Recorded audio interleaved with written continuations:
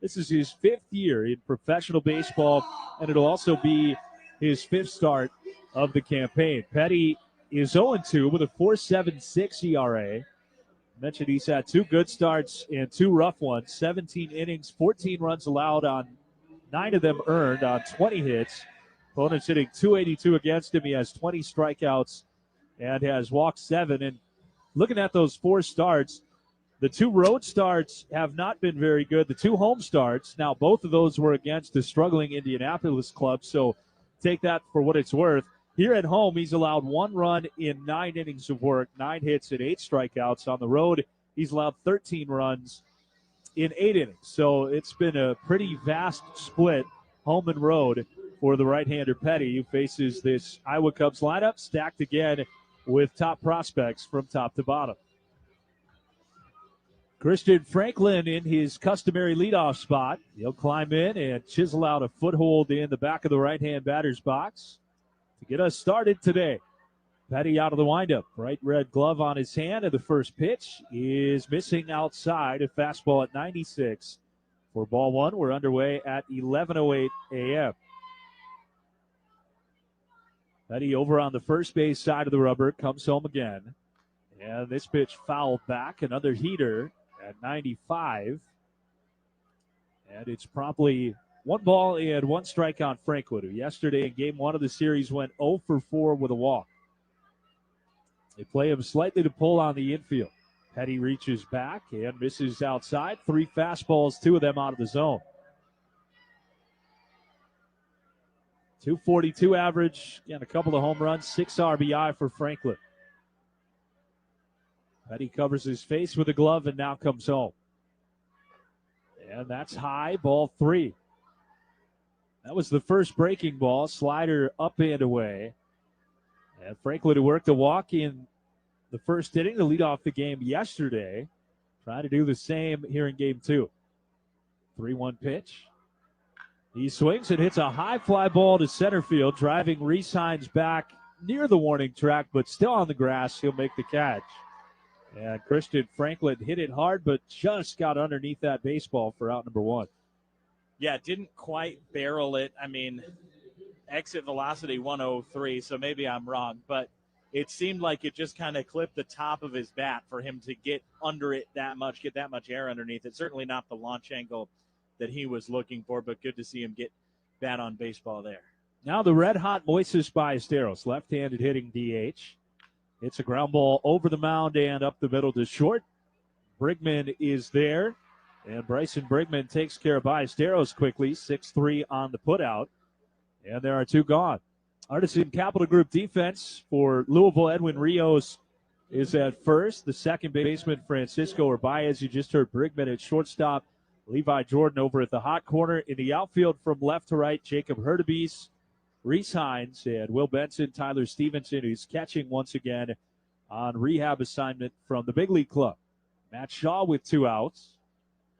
Takes a check swing and a sinker down for ball 1. Don't miss out on all the fun downtown Des Moines offers. Check out Cityville on 9th, managed by Artisan Capital Group. Shaw 1 for 10 in 3 games with the Iowa Cubs. Closed off right-handed stance that he takes up and in ball 2. The I-Cubs wearing their alternate blue tops, the Bear logo on the left side of the chest, red numbers on the back, and solid gray pants.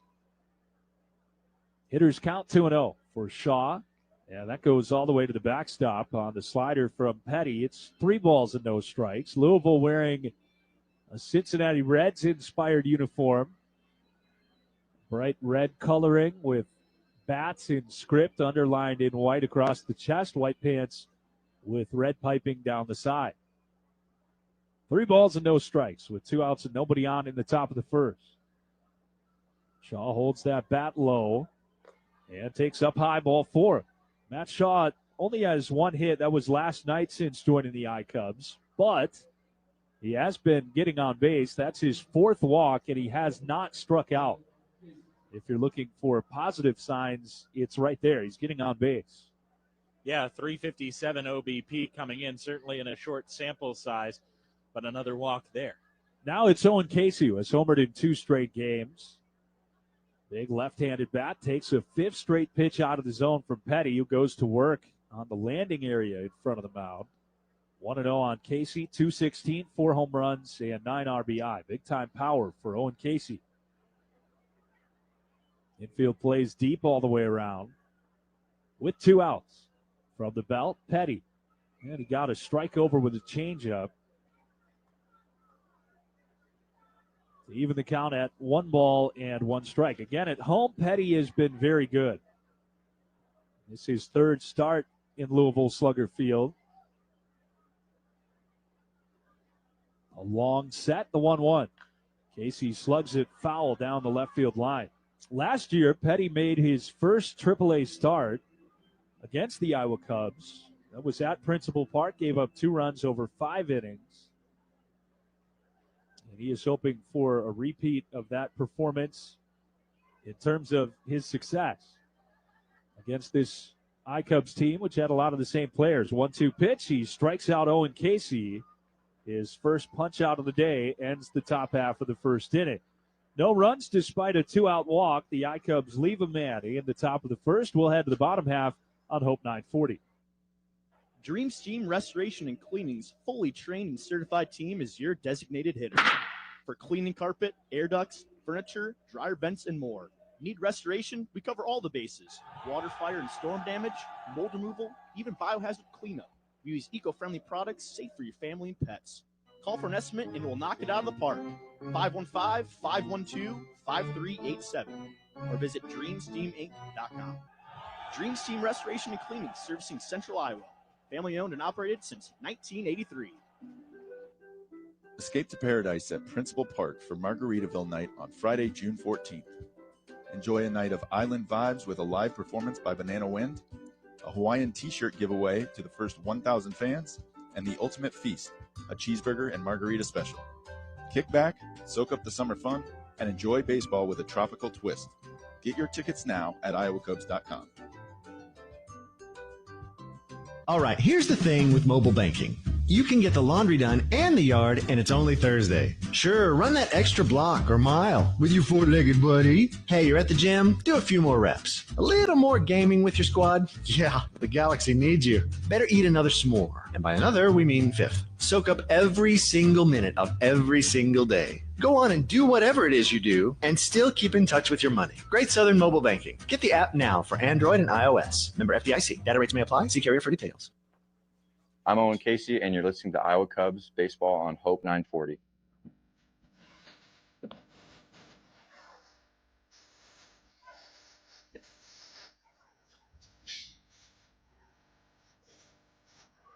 It's always a day of the week that many around Cubs fandom have circled. It's a Cade Horton start here at the bottom of the first.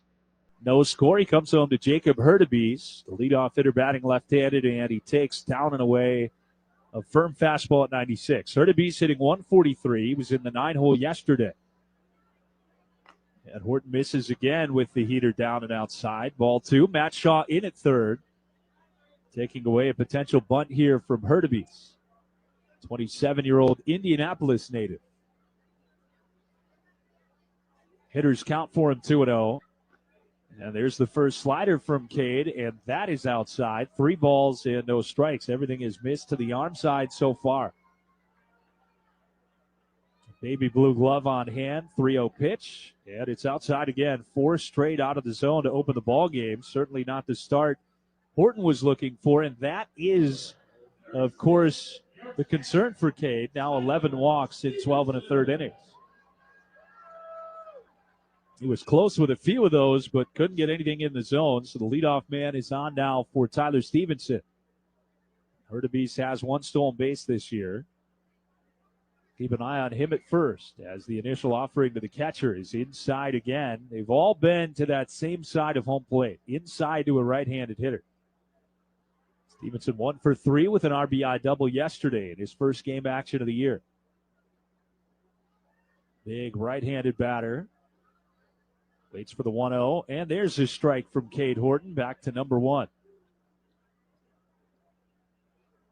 Stevenson caught 5 innings yesterday. I would imagine a similar plan for the rehabbing big leaguer coming back from a oblique strain today. Horton from the belt. Comes home with the slider, and that dances outside for ball 2. But it's outside to a right-handed hitter, so it's at least an encouraging sign that Horton is not going to miss everything on the inside part of the plate. The fastball that he got for a strike just barely clipped the inside corner. And that one just a hair outside. A really good take by Stevenson. A lot of room on the first base side for the catcher. 2-1 slider right there for a strike.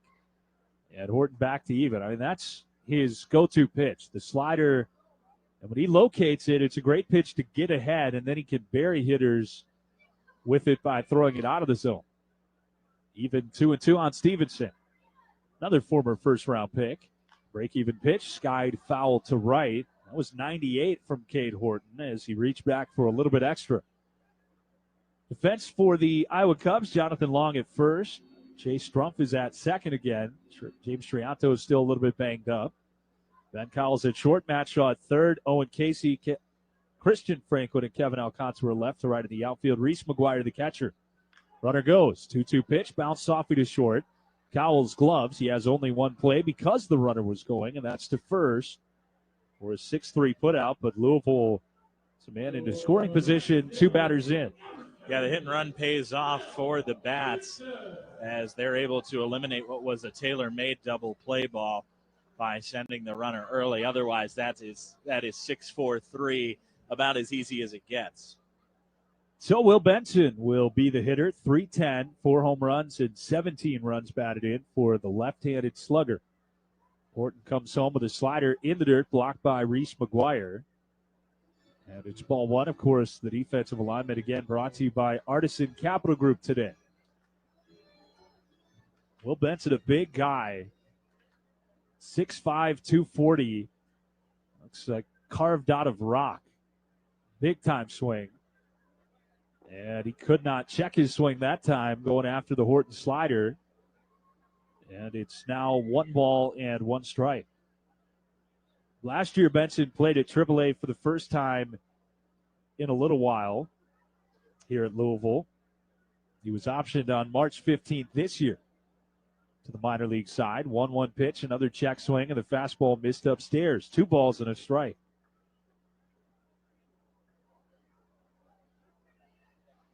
Last year, he spent all year with Cincinnati, 14 home runs. He hit just 187 over 128 games. 2-1 pitch, outside, pop in the middle, McGuire, ball 3, and Horton just struggling to consistently find the zone here in the first inning.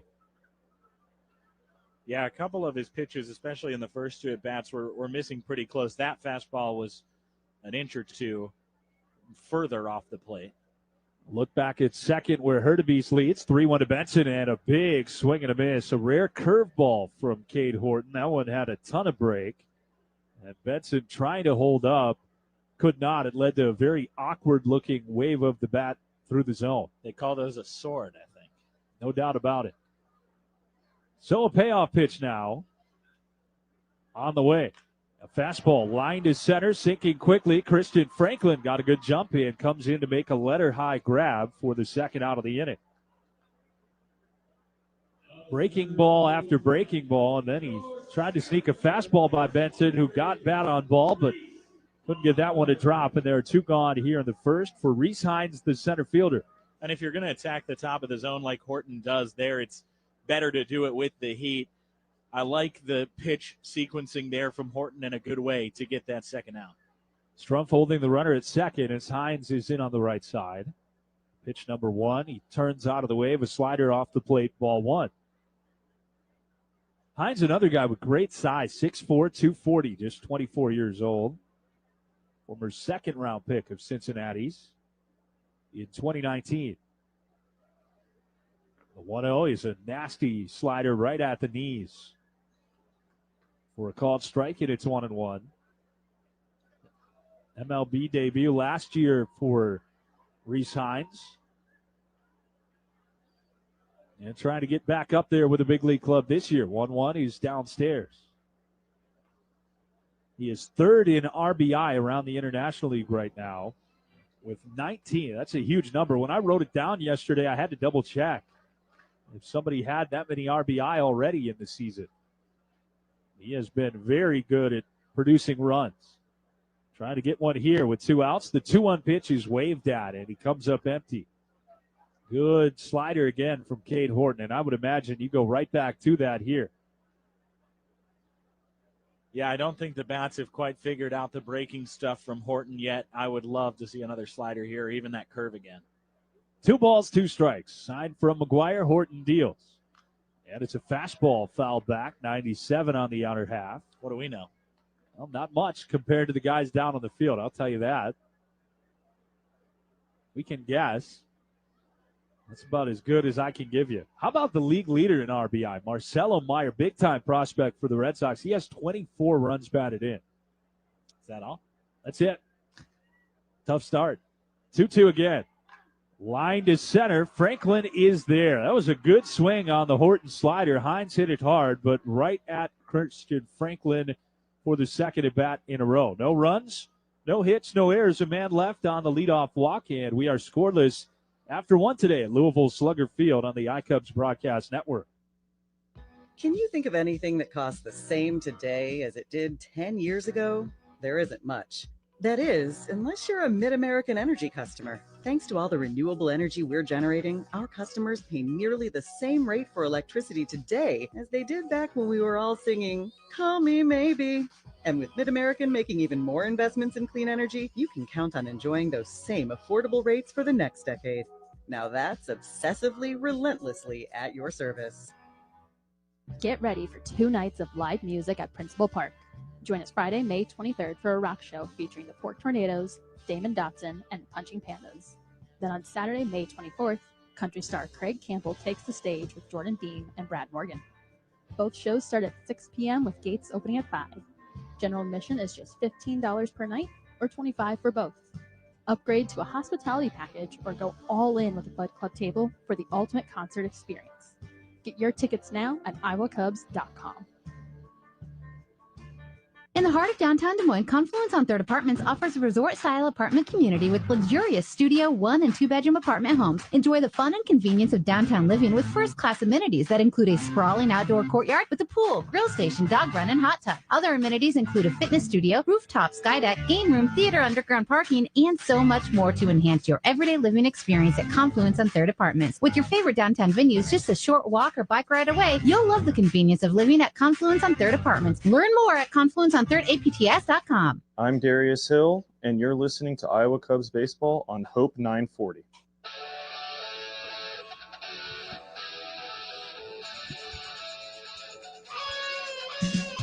Inning number 2 underway on Wednesday morning here in Louisville. Ben Cowles will lead off, the shortstop, right-handed hitter against Chase Petty. First pitch of the second, grounded foul wide of third. And down the line, it is noteworthy today to mention that Corey Ray is coaching third base for the iCubs. Kyle Moore in his customary spot over at first. More on Kyle Moore and his facial hair again later. One of our favorite topics this year is Cowles waits back on a slider and launches it deep down the left field line. If it's fair, it's gone, and unfortunately, it is foul. A long and loud strike number 2 on Ben Cowles as he launched a sweeper that kind of hung above the knees there a long way down the left field line. Yeah, unfortunately, just a big difference between the fastball and the sweeper in terms of velocity. It's 13 miles an hour difference. So Cal saw the fastball, then was out in front of the sweeper, but got a great barrel on it. Now he's behind the count. 0-2, and the pitch is skirting outside off the plate for ball 1. Ben Cowles, again, not happy to see Matt Shaw, but former college teammates at Maryland. Those two have been hanging out with one another quite a bit. 1-2, lunged at and missed. And Petty with back-to-back strikeouts going back to the final out of the first inning, and there are 2 away. Or, pardon me, there's 1 away. Second strikeout for Petty.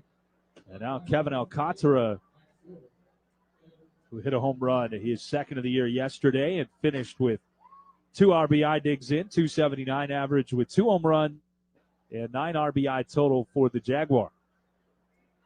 The first pitch here to the right-hand hitter climbs up and in, ball 1. And talking about the play last night, and if you weren't with us, I don't know what happened, why it happened, but it happened.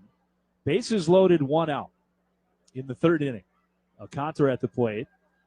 1-0 pitch here is shot on the ground past the mound to second. It handcuffs are biased, but he makes a good play and throws to first for the second out. He hit a fly ball to shallow center that dropped out of the reach of the second baseman who was running out towards center field. None of the runners moved, thinking it was going to be caught, so they threw to third and got the force out there. Then threw to second, where the runner that was supposed to go to second was still standing at first. That should have ended the inning. That simple. Now Jonathan Long with 2 gone, and he takes a high strike, and it's 0-1. Long hitting .333, 1 long ball, 10 RBI. Except that they counted the run. Ballesteros trotting home from third. The 0-1 to Long is a sweeper down and away. It evens the count 1-1, and nobody could figure out why the run counted. There were 2 force outs recorded. So the runner crossing the plate and the timing of that really shouldn't have factored in. 1-1 to Johnny Long. Down and in, ball 2 with nobody on and 2 outs in the second of a scoreless game. So after the game, it turned out the umpires admitted they made a mistake. The run should not have counted. I wish somebody would have just said that yesterday.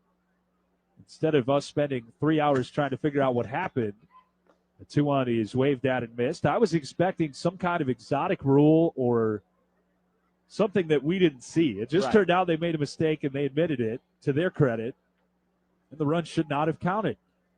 So a free RBI for Alcantara. 2-2 to Long. He's up and away, and it's a full count now with 2 gone. I don't understand how it happened or why it happened, but the umpires took the blame. They said, is there any way we could take the run off the board? And Marty Peavy said, absolutely not. Not retroactively. Payoff pitch to Long, and that's called strike 3. Good pitch from Petty, who strikes out a pair in a 1-2-3 second inning. We go to the bottom half, still scoreless here at Louisville Slugger Field on Hope 940. For 48 straight years, Ford F-Series have been the best-selling trucks in America.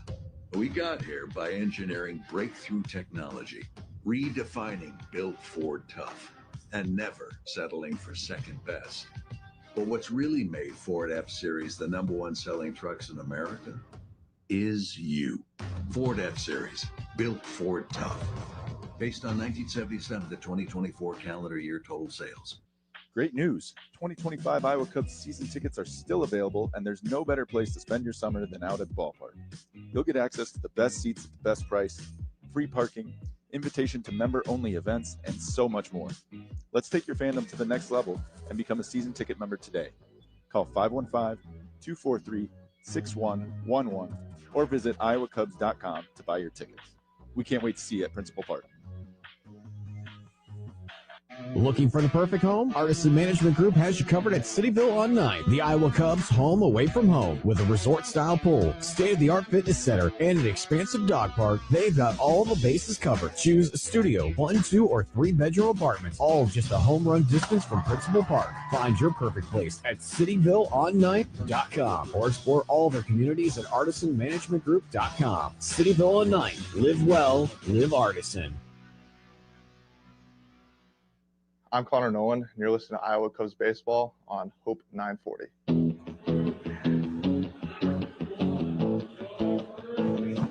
The Iowa Cubs don't gamble with fire safety. Howard & Sons Fire Alarm Sales and Service are the official provider of fire extinguishers to Principal Park. For all of your fire safety needs, contact Howard & Sons in West Des Moines. Second inning, bottom half, about to get underway. Still no score on this sunny Wednesday as Edwin Rios leads off by taking a big hack and coming up empty on Cade Horton's first pitch of the inning.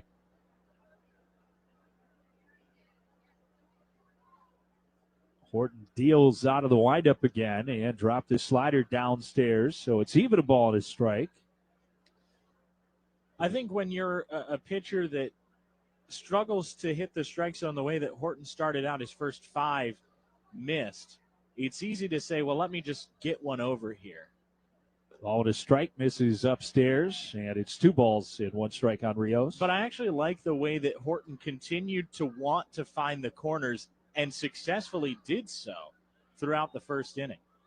Backdoor breaking ball is over, and it's now even 2-2. Especially in a player's development, I feel like it's important not to just say, all right, let's just get a strike here. No, like continue to make your pitch the way you want.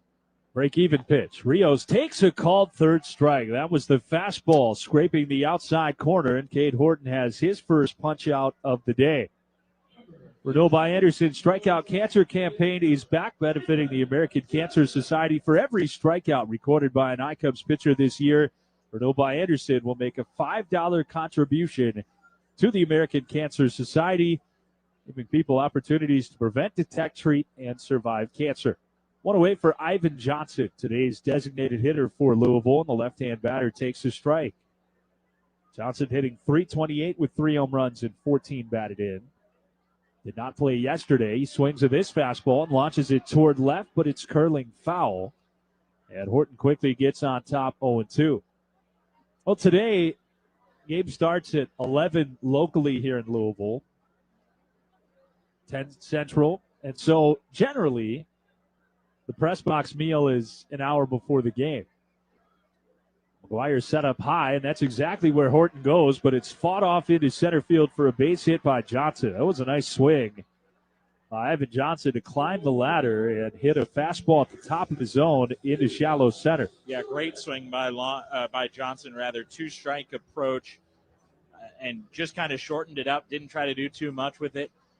Got enough of a barrel on the baseball to poke it into center and get himself aboard with the game's first hit. That brings Levi Jordan to the plate with a man on and 1 out. Horton back in the stretch where he spent almost the entire first inning. First pitch to Jordan, down and in for ball 1. So yeah, the meal is served about an hour before the game, 10 a.m. today. And I get upstairs from batting practice, and I smell something. Like, it's not breakfast. Big lead over at first. Runner stays put, and Horton finds the inside corner to Jordan to even the count of ball to strike. Which we do need to mention, too, that the Louisville Bats broadcast team brought in donuts, so that was very nice of them. Yep, that was a big deal. Jim Couch, a couple of boxes of donuts for everyone. All in a strike now, and Horton bounces a breaking ball in. McGuire stopped it and fired it first, but it's too late. As Ivan Johnson able to dive back in plenty of time. So, yeah, thanks to Jim for that. But, yeah, they had wings up here, wings and ranch at 10 a.m. I had never done that early. But having done it, I think I'm going to go back when you're doing play-by-play here in a couple innings and maybe have an appropriate lunchtime set of wings. Throw to first, and a big lead over there for Johnson, who dives back in time. But I was not aware of ever wanting wings, and they weren't any kind of breakfast wings. They were seasoned wings. Dry rub. Runner goes and then stops, and the 2-1 pitch popped up behind second. Shortstop Ben Cowles waving his arms. He's one step onto the grass, and he makes the catch. And thankfully, that didn't drop, as we saw it lead to madness yesterday. This one was handled, and it turned into out number 2 for Francisco Urbaez, the second baseman. Still scoreless early on in this one. But, yeah, breakfast wings. I'm on board. I had a couple, but really going to dive in here in a little bit. I'm going to follow suit in the 5th inning, I think. If you put waffles next to it, we would have been in big-time business. Yeah, I've heard of chicken and waffles, and not chicken wings and waffles, though. Having been in Charleston the last 4 years, chicken and waffles, which was, again, not something I'd ever thought of being from the Midwest, that's an elite breakfast. Absolutely. Horton from the belt. Home to Urbaez, and this ball lined to right center. Pretty well hit, but Christian Franklin is there easing into the gap to run it down. And that's how inning number 2 comes to a close. Franklin's been busy out there in center field. Already 3 putouts for him today. No runs on the first hit of the game. 1 man left for Louisville. We'll head to the 3rd. Still scoreless on the iCubs broadcast network.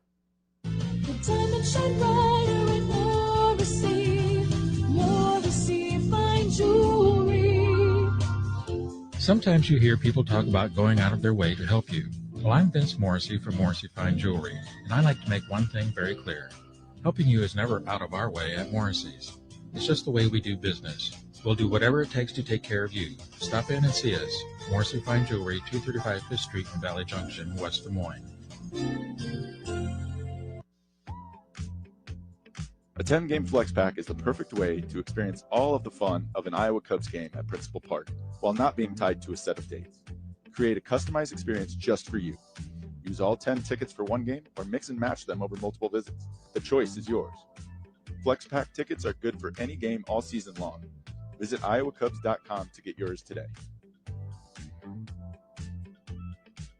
Whether it's a Friday night or the 4th of July celebration, Iowa Cubs fans truly love the great fireworks shows at Principal Park each and every season. J&M Displays is the longtime provider of all Iowa Cubs fireworks shows. J&M Displays is ready to help with any event or celebration you have in mind. Their experienced team of expert pyrotechnicians are creative and highly trained to make your event one that will never be forgotten for fireworks and special effects. Call on J&M Displays, one of the largest suppliers in the Midwest. Go to jnmdisplays.com for more information. I'm James Triantos, and you're listening to Iowa Cubs Baseball on Hope 940.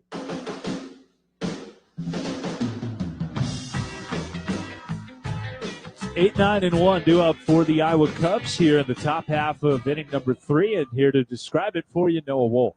Thank you, Jason. We've got somewhat of a pitcher's duel on our hands here in the 3rd inning. The Iowa Cubs looking for their first base hit of the day against the right-hander Chase Petty, and first pitch is grounded a couple hops to the second baseman Arbaez, who throws out McGuire at first 4-3.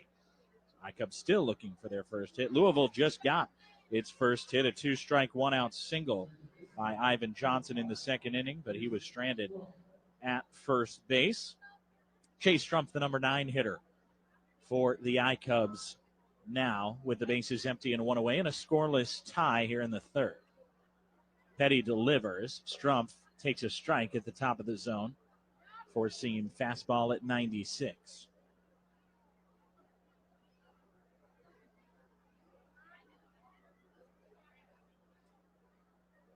Petty working on the far first base side of the rubber, winds and delivers. And Strumpf chops one foul up the third base line. It's 0-2 on the Iowa Cubs second baseman. Strumpf lifted his batting average over 200 with a 1-for-3 yesterday. He's hitting 205 coming into the contest today. Also drew a walk in last night's game. 0-2 on the way. Misses outside, a breaking pitch, a slider from Petty.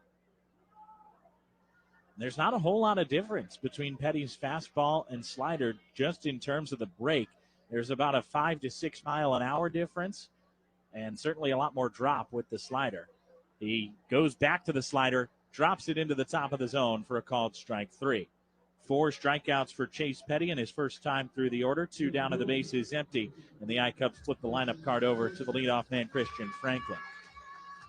Still no score here at Louisville Slugger Field. Education Day with, I believe, the last of the school children have filed in at this point. Franklin cranks one out to center field. Hines on his way back, but doesn't have to drift back too far. Makes the catch well shy of the warning track.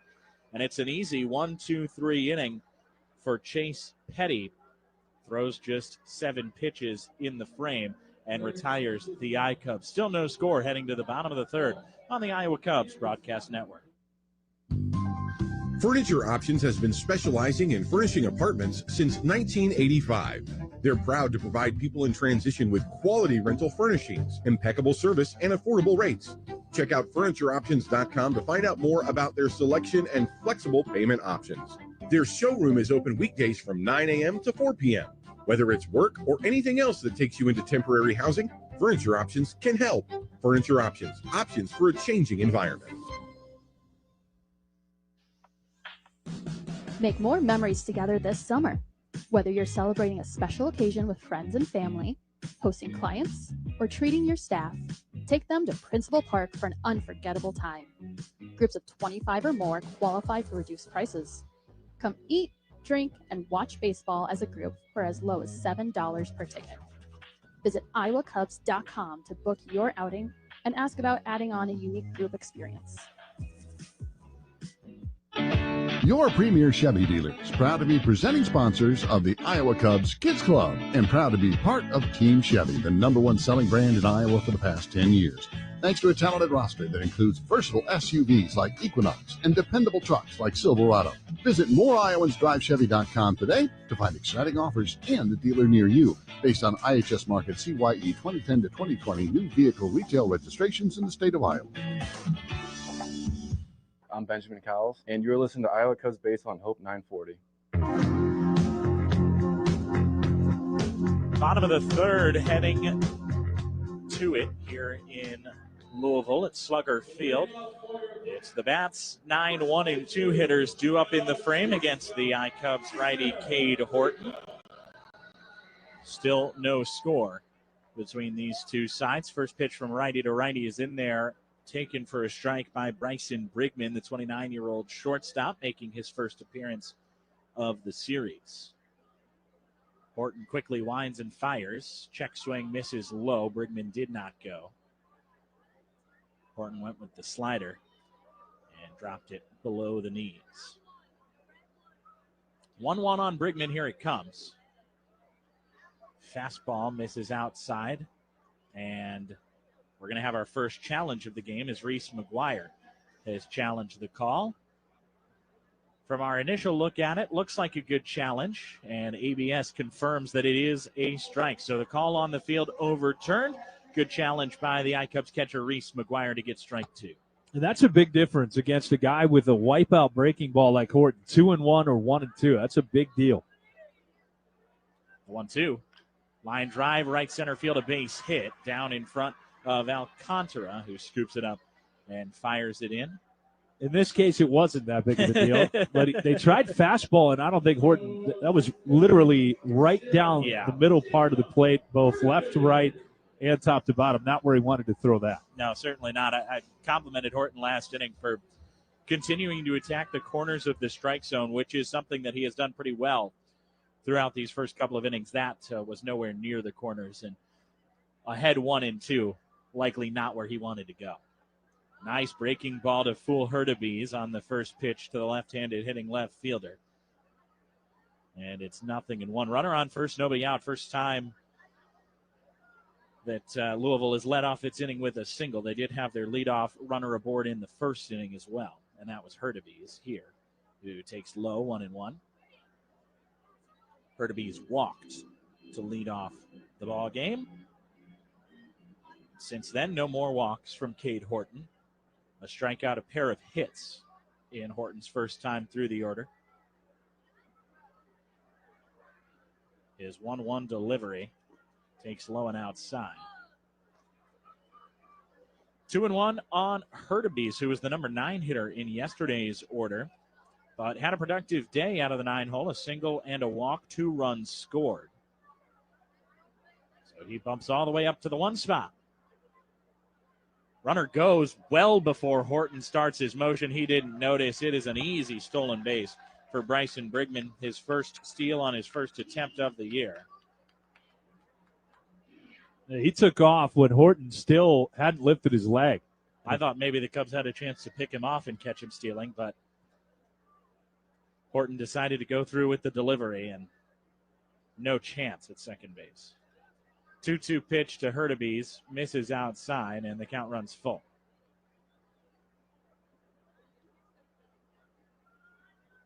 So a runner in scoring position now for the Bats with nobody out.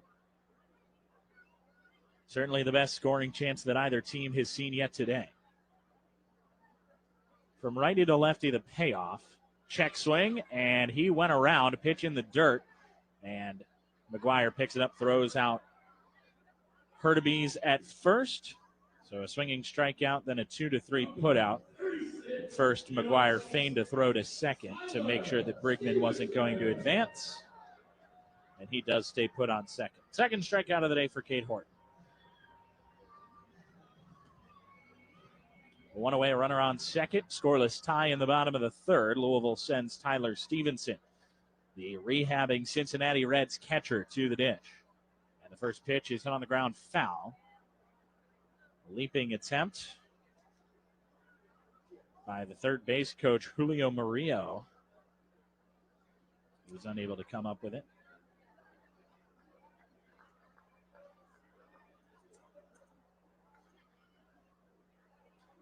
A look to second by Horton. Now he kicks and fires, and it's hit in the air, center field. Franklin, a couple steps into the right center gap, makes the catch, comes up throwing, and it's a great throw right on line. But Brigman decides to stay at second base. 2 outs in the inning now for Will Benson. Now that's one of those fly balls that if you're the center fielder, it's in the air long enough you can get momentum behind you, and you're kind of hoping in a way that the runner tries to test your arm. And I think Franklin was ready to go. If Brigman tried to run, he would have had him by a mile. I think Brigman knew that too and tagged up, took maybe 2 steps off of second base before retreating back to the bag. 2 down, a runner on second. Horton's first pitch to Benson misses high, maybe a touch outside as well. What's 1-0? It was outside. 1-0 on Benson, who hit a hard line drive to center in the first inning, but was retired. There's a foul tip strike, and it's 1-1. Benson hitting .310 this season with the bats, off to an excellent start. Still looking for his first hit in the series. He did walk twice, once intentionally. Also was hit by a pitch and drove in a run with a ground out. Horton feigns a pickoff move to second base. That's 1 disengagement. Looks at second again. Now kicks and deals. And that pitch misses low and outside. 2-1 on Benson, as Louisville looks for the first run of the game.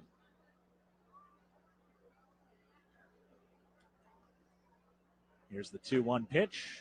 Misses the outside corner with a 97-mile-an-hour fastball from Horton. Wasn't particularly close over the chalk line. 3-1, a favorable count for Benson. First base is open, and time called there by Reese McGuire. Horton had also stepped off the rubber.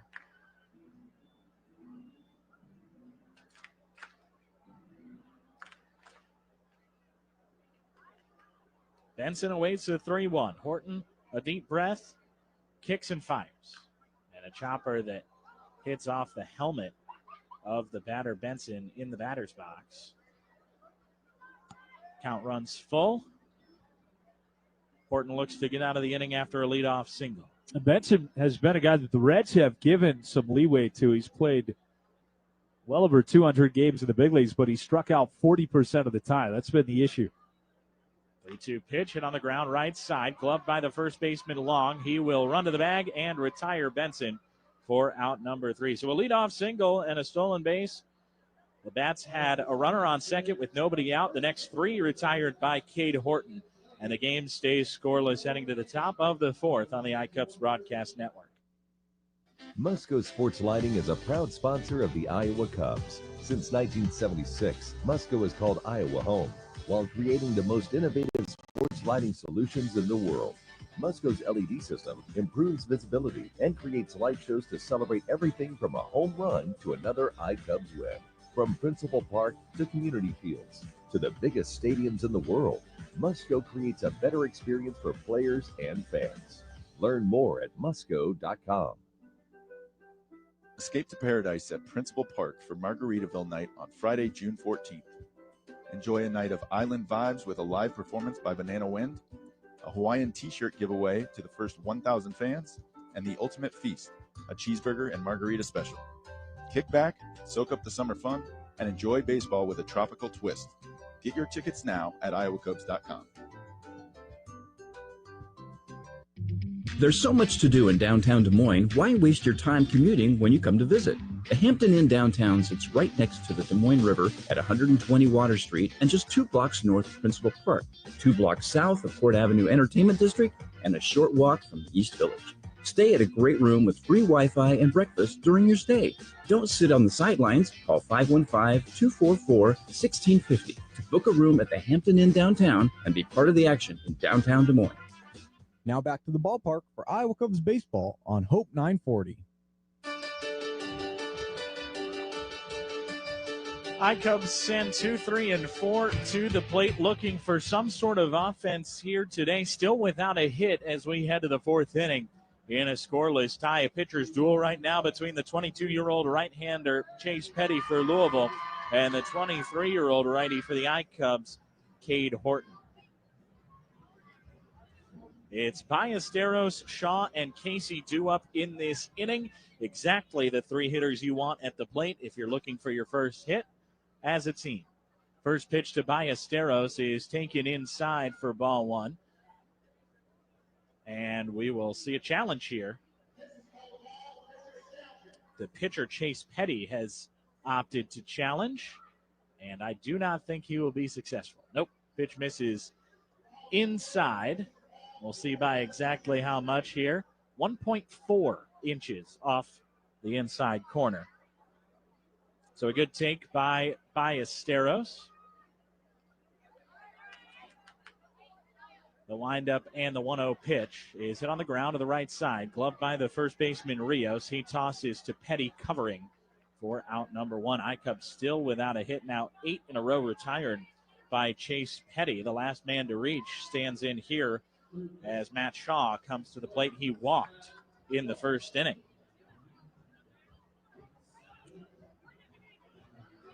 Well, I hope the children in attendance appreciate pitching and defense, because that's what they've gotten to see so far today. 2 hits by the bats, both singles. Iowa yet without a hit. First pitch to Matt Shaw, misses low and outside for ball one. And with those 3 1/3 scoreless, Petty's season ERA now down below 4. He winds and delivers the 1-0 to Shaw in the dirt. And it's a hitter's count for the 23-year-old third base prospect.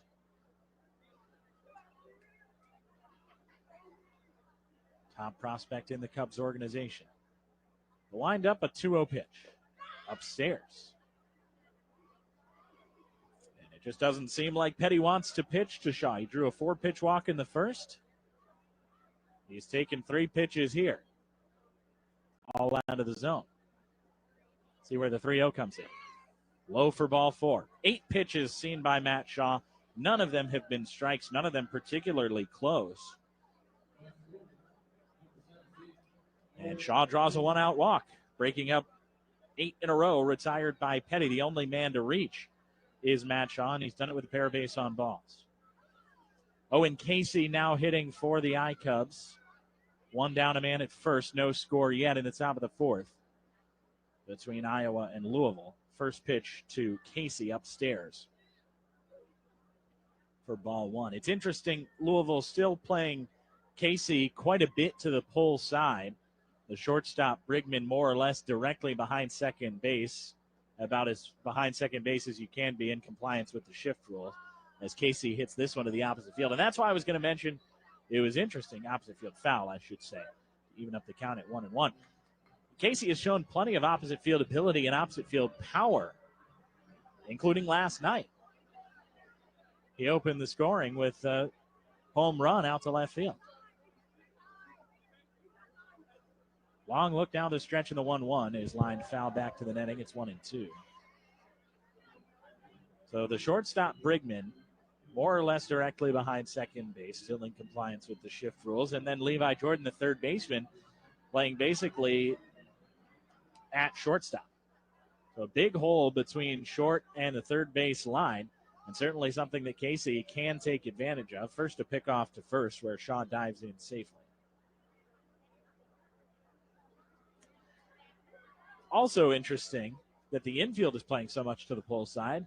Reese Hines, the center fielder, is shading to the opposite side, playing more in the left center field gap than the right center gap. 1-2 pitch.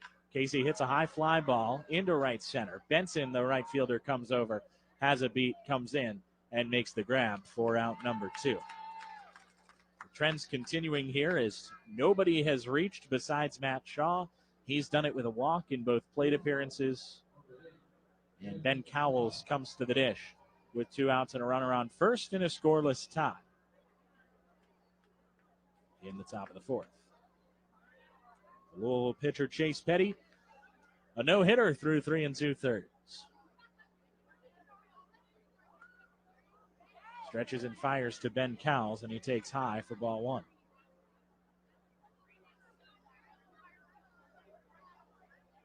Cowles struck out his first time.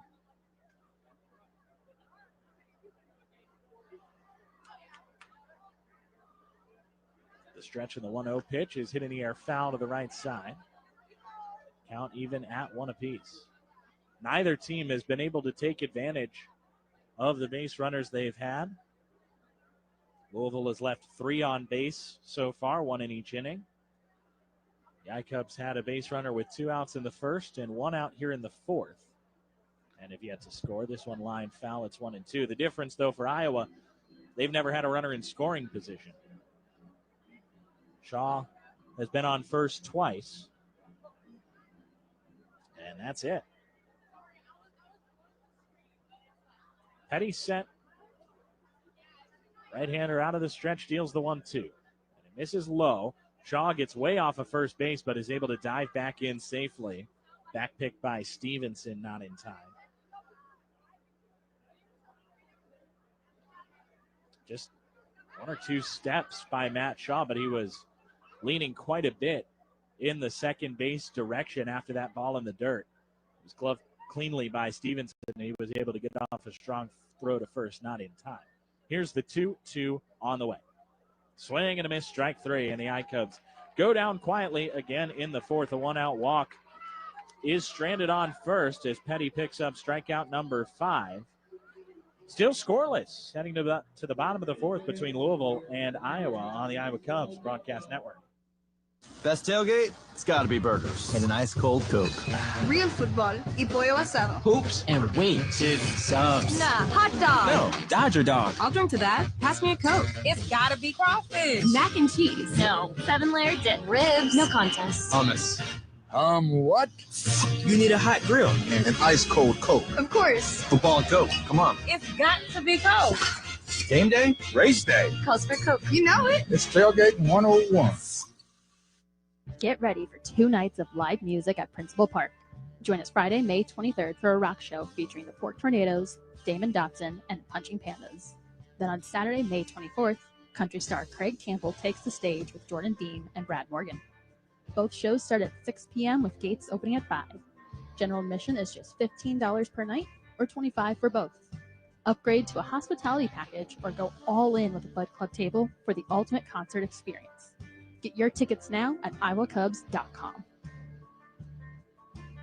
TMG Management offers exceptional apartment living at multiple great locations around Des Moines. Whether it's Civic Center downtown, Old Main Apartments near Drake University, or Crown Point and Westbrook Apartments in West Des Moines, you'll find a great apartment with a tranquil, residential atmosphere to come home to. All of their properties offer superior and professional on-site management and energy-efficient apartment homes built with your needs in mind. Let TMG Management help you round third and head home at one of their great properties. Find out more at www.tmgmanagement.com.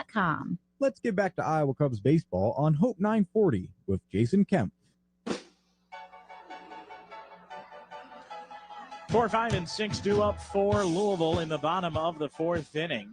This game still searching for its first run, and the pitch from Reese Hines curves and misses inside for ball 1. Slider from Horton at 82. His next offering is taken for a strike. Hines thought about it, but didn't offer at the 96-mile-an-hour fastball. Takes it on the low inside corner. Horton winds and delivers, and Hines takes strike 2. Another fastball, this time over the outer edge and toward the bottom of the zone. Reese Hines will use his timeout. It's wise. I mean, Horton with nobody on is basically catching the ball, getting set, winding, and firing. He is not wasting any time. Here he comes with the 1-2 pitch. Swing and a miss, strike three. Foul tip squeezed by McGuire. It's the third strikeout for Cade Horton here in inning number 4. And it retires Hines for the second time today. One out, the base is empty as Edwin Rios stands in. Louisville and the iCubs scoreless in the bottom of the 4th. Horton delivers, and the first pitch taken for a strike by Rios, who did damage yesterday against his former club. Led off the 6th inning with a triple to the deepest part of the park. 0-1 pitch, check swing. He went on a pitch that would have missed high on a 97-mile-an-hour fastball from Horton. 0-2 on Rios. Came around to score after that triple to bring the Louisville Bats within 1. And then a 3-run double in the 8th. Bases clearing double in the 8th to put Louisville up from 5-4 to 8-4 in the 8th inning. Called strike 3, and Rios is retired on 3 pitches from Horton. He has back-to-back Ks. Beautiful fastball over the outside corner. Froze Rios. And that'll bring up Ivan Johnson with 2 outs and the bases empty. Louisville and Iowa tied at 0. First pitch from Horton. Check swing. And he did not go on a pitch that missed the outside corner, not by much. A good curveball from Horton, actually just missed downstairs. 1-0 pitch. Swing and a miss on the curveball that time. No, I have good news for you. I'm listening. I checked out the wing situation again. They have answered your request. There is barbecue sauce. Oh, excellent. 1-1 is in there for a strike. So you have that to look forward to here in 1 out. Can't wait. And I might not have to. Horton's 1-2. Misses downstairs. I'll have to wait at least one more pitch. Yeah, it's kind of a dry rub seasoning. The seasoning is good. The wings cooked very well, I'll have to say, too. I mean, really tender wings. So hats off to the catering crew. 2-2 pitch upstairs. Count runs full. It is worth noting that OVG, Oakville Group, is also caterer at Principal Park. So there's good food there. So absolutely, make sure you come out to a game. The iCubs are back in town. Horton's payoff. Tapped up the first base line, rolls foul. Would have been a tough play for the iCubs anyway. Slow roller that I think Ivan Johnson probably was running in front of. So I don't think that the iCubs defense too sad to see that ball go foul and to see Horton get another pitch. Interesting, he's gone to the curveball now 4 times in this at-bat. 2 fastballs, 4 curveballs in 6 pitches.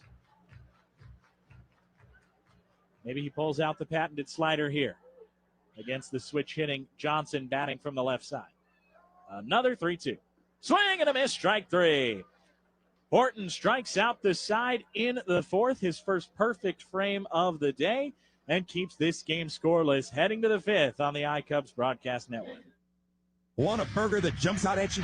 Then Zombie Burger and Drink Lab is the place to go. Zombie Burger is the home of the famous gourmet bashed burger, a custom 3-cut beef blend that's smashed on the grill, or crispy edge that seals in the flavor. There are more than 25 signature burgers and sandwiches are topped with everything: guacamole, cheese curds, you name it. Zombie Burger has it. Remember, any burger can be ordered with a vegetarian or vegan patty. Need your zombie fast? Order online at zombieburgerdm.com or visit Zombie Burger in downtown Des Moines, just blocks from Principal Park and Jordan Creek Mall. Zombie Burger, it's a no-brainer.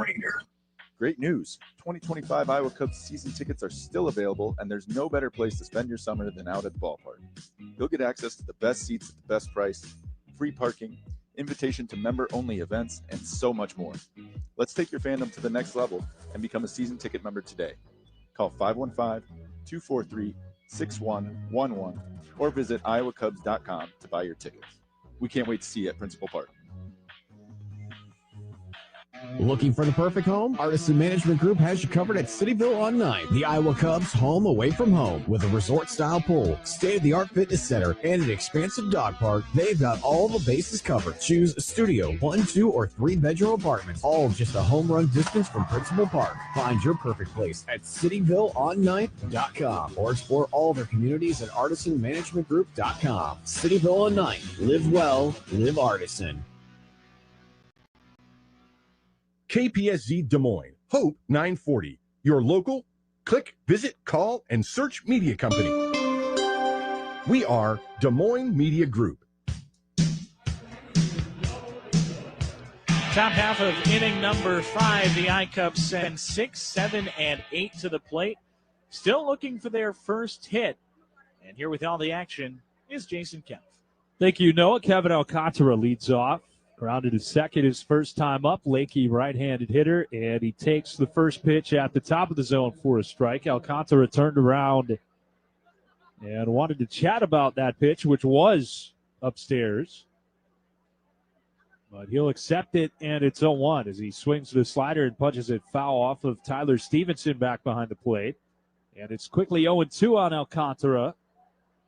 As the iCubs, again, they have a couple of walks today from the same spot in the order. Matt Shaw hitting third. That's it.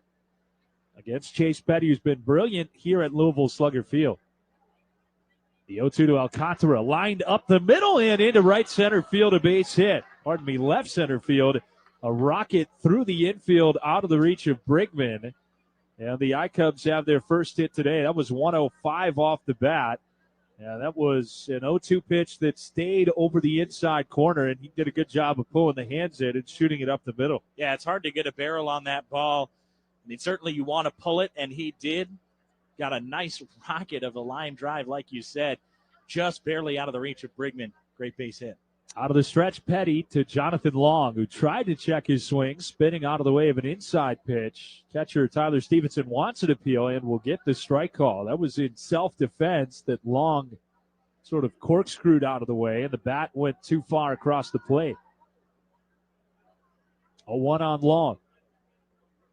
Alcantara takes a jump step off first. A healthy lead there, but he stays put, and Long golfs one toward right. Very shallow for the charging right fielder Will Benson. He makes the catch on that shallow fly ball, and there's one away here in the iCubs fifth for Reese McGuire, the catcher. Yeah, a little bit too much air under it for the bloop and not enough power for anything better than that, but good play by Benson. Good base running by Alcantara. He was sort of hedging, not sure if that ball was going to drop. But he got back to first easily. Petty just now over 50 pitches. Comes home to the lefty McGuire. Shoots one off the end of the bat. Foul in the right-hand batter's box. And the count 0-1. The bullpen has been silent for Louisville. There is some milling around in the Iowa Cubs bullpen, where, by the way, there was a pitcher added today, Michael Fulmer, who showed up yesterday but needed to go through the official process of a physical and signing a contract. So the 32-year-old veteran right-hander is here and available. Looks like Brandon Hughes is down there with a baseball in his hands right now, standing around. But Horton should come out for the fifth. The 0-1 to McGuire way upstairs. He's able to lay off. Fulmer, a longtime Detroit Tiger, and also played for the Twins, Cubs in 2023, and then spent last year with Boston, or part of this year, I should say, with the Red Sox. Pitch to McGuire. He popped it up behind home plate and out of the ballpark, and it's 1-2 on Reese. Fulmer threw 2 2/3 innings in one game with the Red Sox this year. About 3 runs, and now the Cubs bring him back after he pitched in 58 games 2 seasons ago. 1-2 to McGuire. He tomahawks the ball foul back into the netting behind home plate again.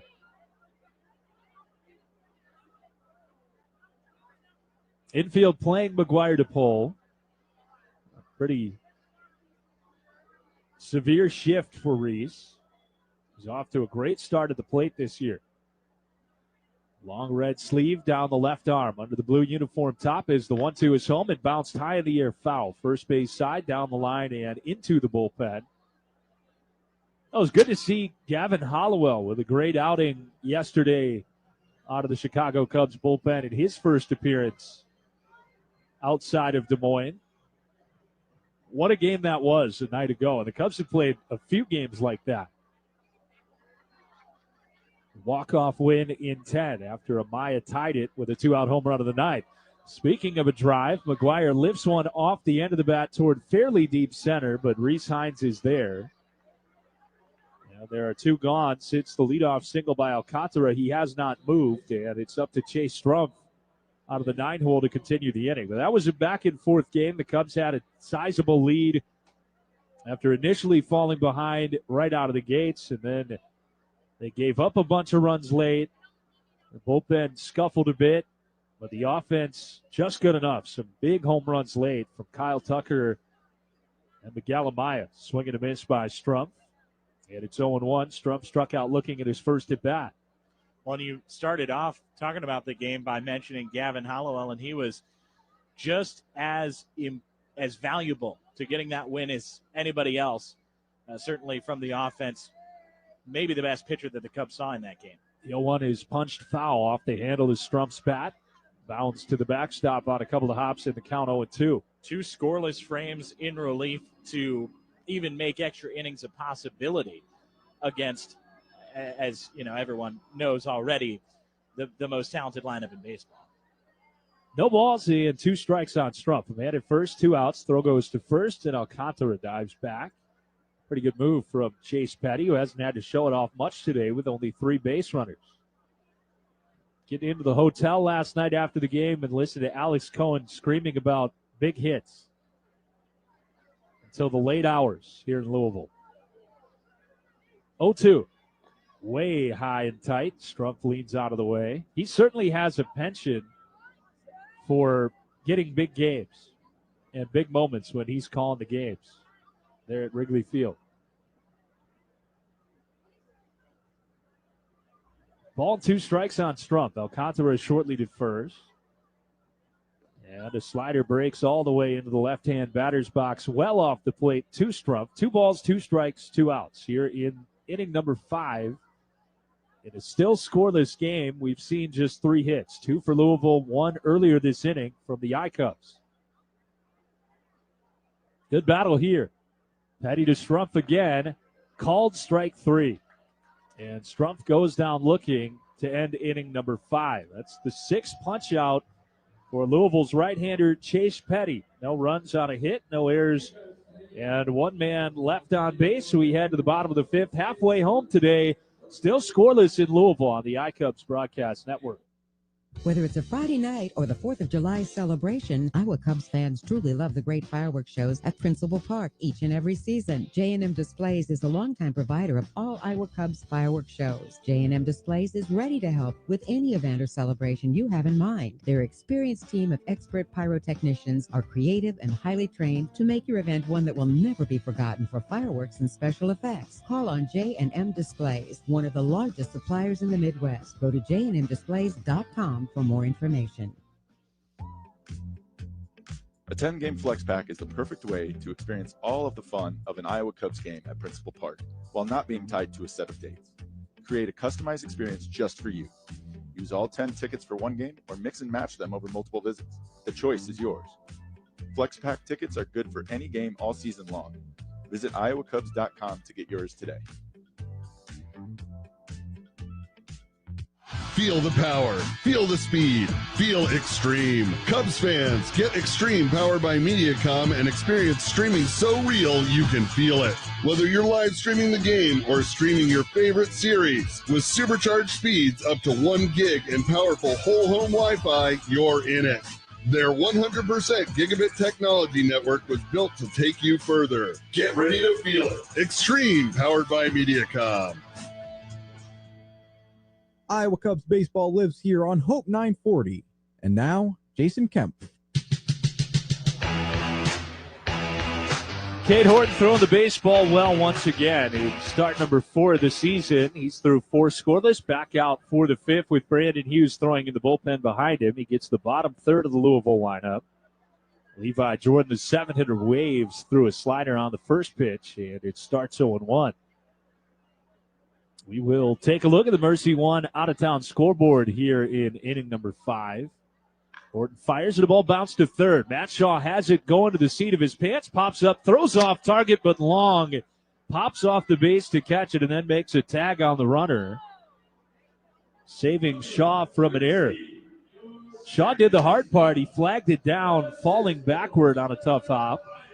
Rushed the throw a bit, and Long moved into the baseline to catch it, and that gave Jordan no chance to reach the base while avoiding a tag. They were going to run into each other if Jordan kept on running towards the base. Now it's Francisco Urbaez taking a strike called, 0-1.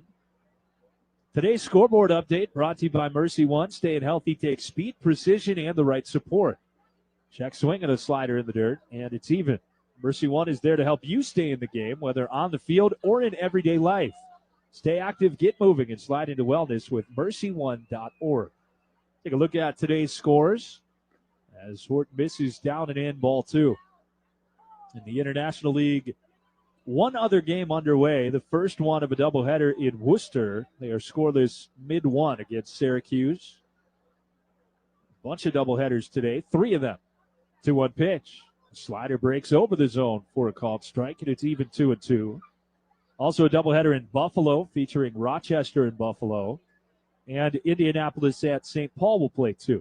Everything else tonight, Charlotte at Scranton-Wilkes-Barre, Toledo hosts Omaha. Memphis goes to Norfolk. Lehigh Valley welcomes Columbus. It's Gwinnett in Jacksonville and Durham at Nashville. 2-2 here. Ben's down and away, and it's a full count to Urbaez, who flied to center his first time up. Horton today just 1 walk. That was to the first batter he faced. Now his payoff pitch to Urbaez. A slider yanked foul just wide of third. Good contact from Francisco Urbaez. Just 5'9", 27 years old. Urbaez from Santo Domingo, the baseball hotbed there in the Dominican Republic. Another 3-2. Hit in the air to center again. Franklin drifting back and to his left. Looking up through the sunglasses, makes the catch on a jogging pace. Second time Urbaez has flied out to Franklin, and there are 2 away here in the 5th for Bryson Brigman, the number 9 batter, who has one of the 2 hits today for Louisville. And that'll be all for Cade Horton. Manager Marty Peavy out of the dugout, and he'll make a change. The Plumbers and Steam Fitters pitching change. In today's business climate, you need partners that you can trust and that care about you and your company as well as your customers. Partners like Plumbers and Steam Fitters Local Union number 33. Local Union number 33 finds the right people, trains them well, and supplies them with a reliable workforce. For more information, log on to ualocal33.org. Plumbers and Steam Fitters, proud sponsor of pitching changes on the Iowa Cubs radio network. After 4 2/3 scoreless, and the veteran lefty Brandon Hughes will take over in a scoreless game. Nobody on and 2 outs in the 5th when we return on Hope 940. Musco Sports Lighting is a proud sponsor of the Iowa Cubs. Since 1976, Musco has called Iowa home while creating the most innovative sports lighting solutions in the world. Musco's LED system improves visibility and creates light shows to celebrate everything from a home run to another iCubs win. From Principal Park to community fields to the biggest stadiums in the world, Musco creates a better experience for players and fans. Learn more at musco.com. Make more memories together this summer. Whether you're celebrating a special occasion with friends and family, hosting clients, or treating your staff, take them to Principal Park for an unforgettable time. Groups of 25 or more qualify for reduced prices. Come eat, drink, and watch baseball as a group for as low as $7 per ticket. Visit iowacubs.com to book your outing and ask about adding on a unique group experience. More Iowa Cubs baseball with Jason Kemp on Hope 940.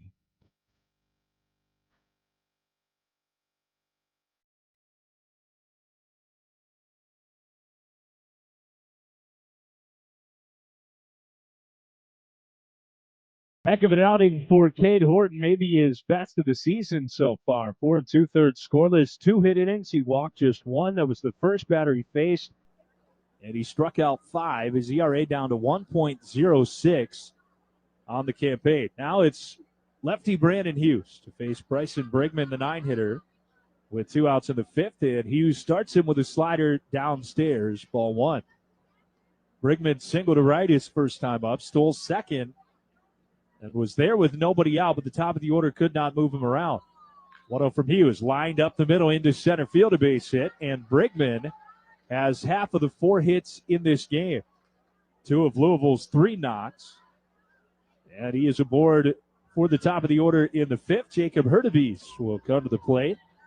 Left on left this time for Brandon Hughes, the 29-year-old.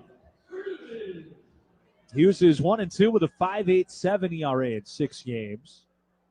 14 strikeouts in 7 2/3 innings.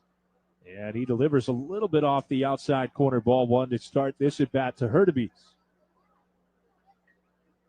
Hurtubise a walk and a strikeout today in 2 trips to the batter's box. Hughes held the leg up in the air, staring at the runner at first, and missed outside again, 2-0.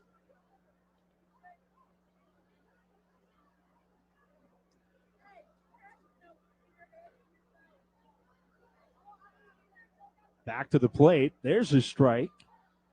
Hurtubise taking all the way, and it's 2-1. And Hurtubise was hitting 9th yesterday. Made the opening day roster in Cincinnati this year, but was optioned on April 15th. 2-1 pitch in the dirt from Hughes. Tried the sinker, and it's 3 balls and a strike. Tyler Stevenson is on deck. I don't know if he'll be out there defensively in the 6th inning. In his 2nd rehab appearance, he caught 5 innings yesterday. Maybe just going to get him 1 more at bat. Snap throw to first. Brigman is back. First major league hit for this guy Hurtubise off of Walker Buehler. There's a 3-1 pitch, sinking low, ball 4. And now with 2 outs, Hughes has come in the game. And 2 straight have reached, and it gives Tyler Stevenson a big opportunity here in a scoreless game. Brigman singles. Hurtubise takes a walk. And Stevenson has a chance to put Louisville on the scoreboard as Reese McGuire will visit the pitcher's mound to chat with Hughes. Stevenson has bounced softly to short and flied to deep center today. He is 1 for 5 overall on his rehab stint in Louisville. McGuire pulls out his scouting card, takes a look at it one more time before going to the pitch comm to Brandon Hughes, who will come home to Stevenson, and the ball driven in the air right field. Alcantara is there, camped underneath it, and makes the play to end the inning. That was a fastball right down the middle at 93, and Stevenson just missed it. That ends the inning. We are on to the 6th, still scoreless. The iCubs have just 1 hit. They'll try to get the bats going when we return on the iCubs Broadcast Network. Furniture Options has been specializing in furnishing apartments since 1985. They're proud to provide people in transition with quality rental furnishings, impeccable service, and affordable rates. Check out FurnitureOptions.com to find out more about their selection and flexible payment options. Their showroom is open weekdays from 9 a.m. to 4 p.m. Whether it's work or anything else that takes you into temporary housing, Furniture Options can help. Furniture Options, options for a changing environment. Celebrate all of life's biggest moments with a BMW of Des Moines Skybox Suite at an Iowa Cubs game. With the Skybox rental, you receive an exclusive space for you and your guests, reserved parking passes, a member of our waitstaff assigned to your suite, indoor and outdoor seating options, a climate-controlled space, and most importantly, a great view of all the action in Principal Park. Visit iowacubs.com to reserve yours today.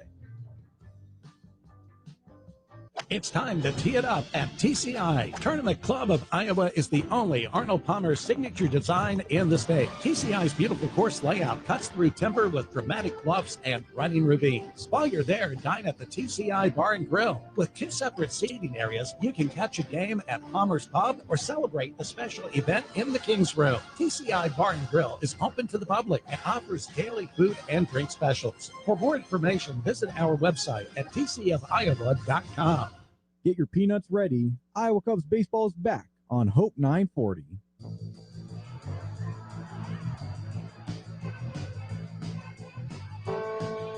Top of the order for the Iowa Cubs, 3rd time through against right-hander Chase Petty.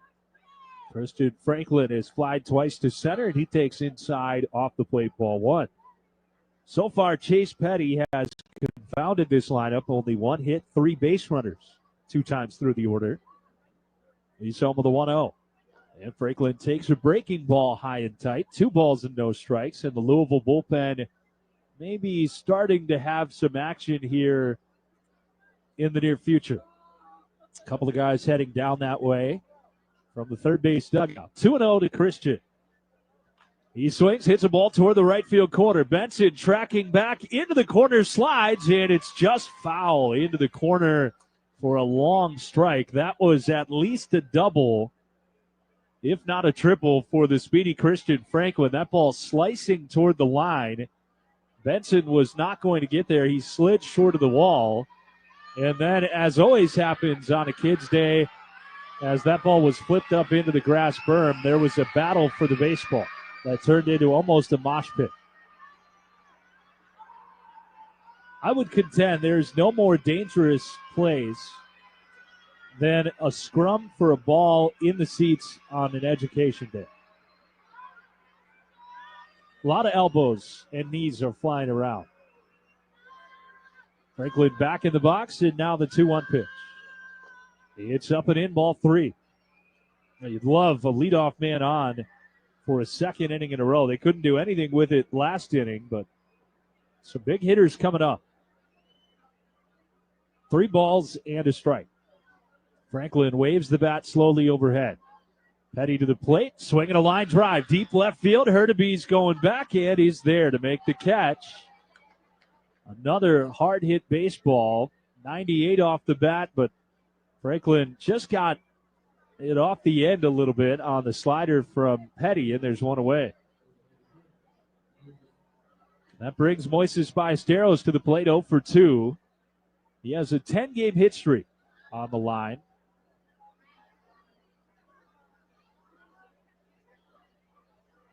Left-handed hitting 21-year-old catcher. Swings at the first pitch and pops it up over to the left side. Yesterday, he had a couple of hits, a double and a single, and on both hits, he broke his bat. Today, during batting practice, he broke another one. He shrugged it off and said, oh, well, it's just a bat, no big deal. The 0-1 is down and in, and it's even now at a ball and a strike. I don't know how many people would agree with him in that regard, but 3 bats in the span of about 18 hours. The 1-1 from Petty. Up and away with a changeup, 2 balls and a strike. Ballesteros is currently tied for the 3rd longest active hitting streak in the International League. He's 2nd in batting average. And now waits for the 2-1 pitch, and that's inside, ball 3. Gilberto Celestino of Syracuse had a 13-gamer earlier this year. Nick Solak of Indianapolis, who leads the league in batting average, is currently on a 12-game hit streak. The 3-1 to Ballesteros. He's swinging away, and he chops one foul on the first base side. So Petty has fallen behind both hitters this inning, 3 balls and a strike. Franklin lined out to left, and now Ballesteros fouls it off to the right side. So a full count pitch upcoming.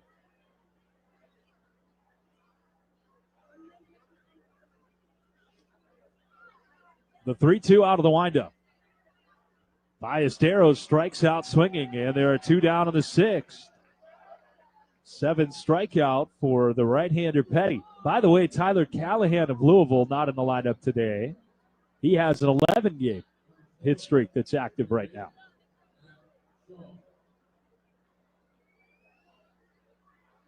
Here's Matt Shaw, who has not been retired. A couple of walks today. Petty left foot in front of the right. Lifts his glove up overhead and now comes home. And this pitch is down and off the outside corner, ball 1.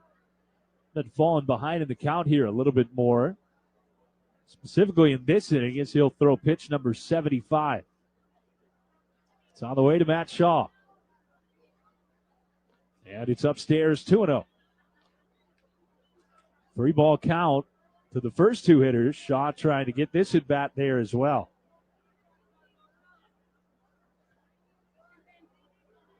Good to see him drive one here. Petty pauses midway through the windup. 2-0 pitch, taken for a strike.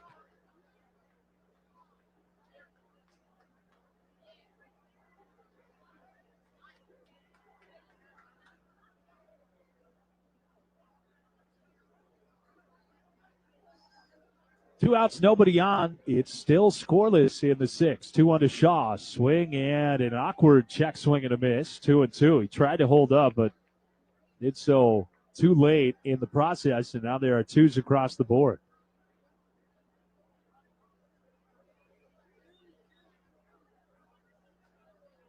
The side and out of the windup, the 2-2. Shaw takes way outside, and it's a third straight 3-ball count worked into by Petty.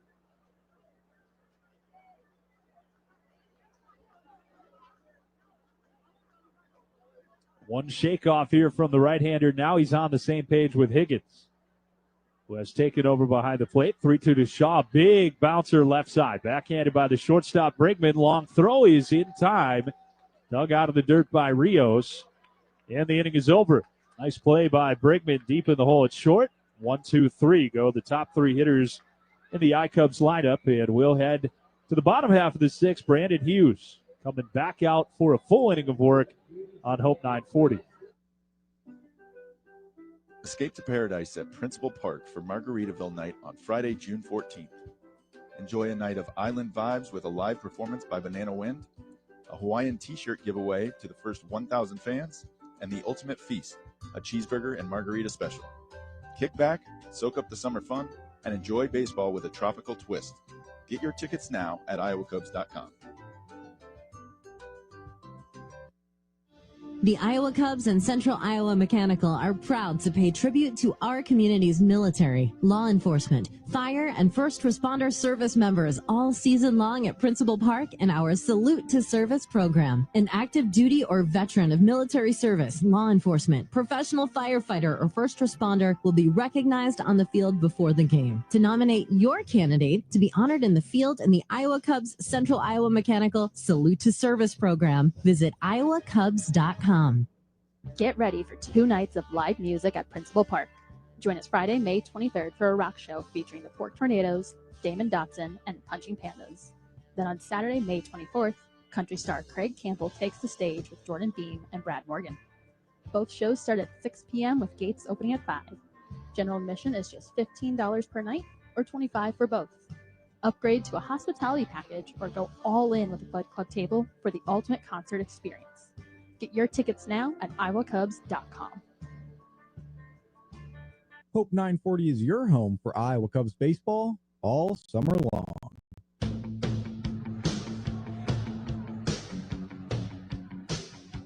Will Benson leads off in the bottom of the sixth. Brandon Hughes got the final out of the fifth. Now back out there. Left on left. He misses up and in with a heater. Ball one. 92 on the fastball from Hughes. Benson is lined to center and grounded at first today.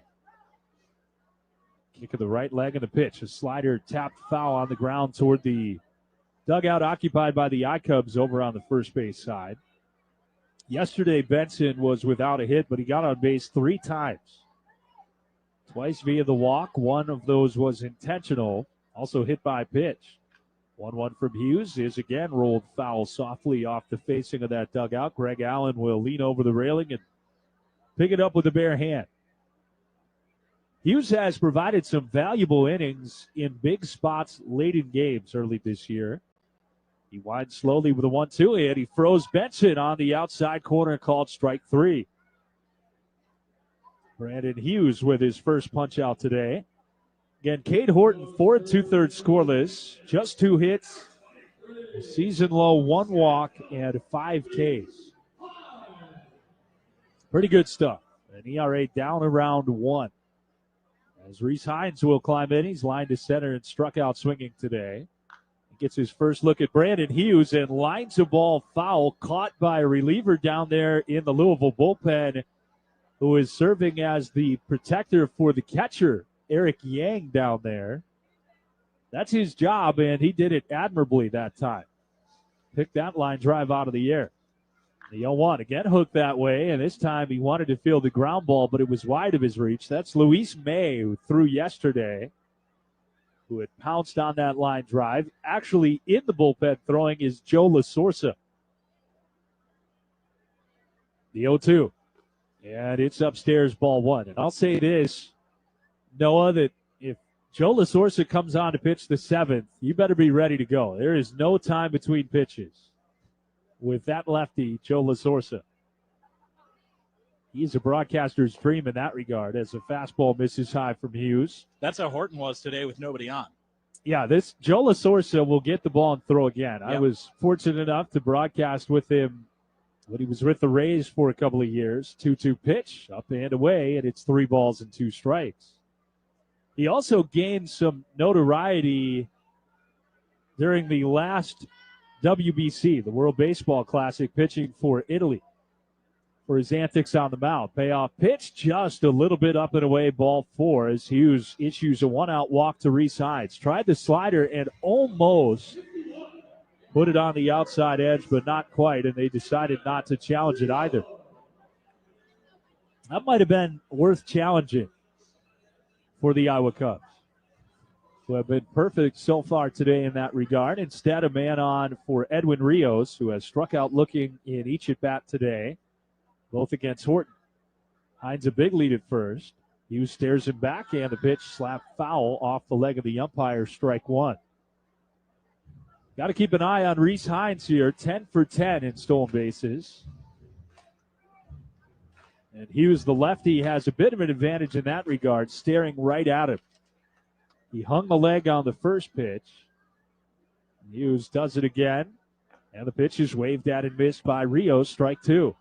And both times, the runner Hines has a big lead and is moving back toward the base at first when the pitch comes home. That's ideal.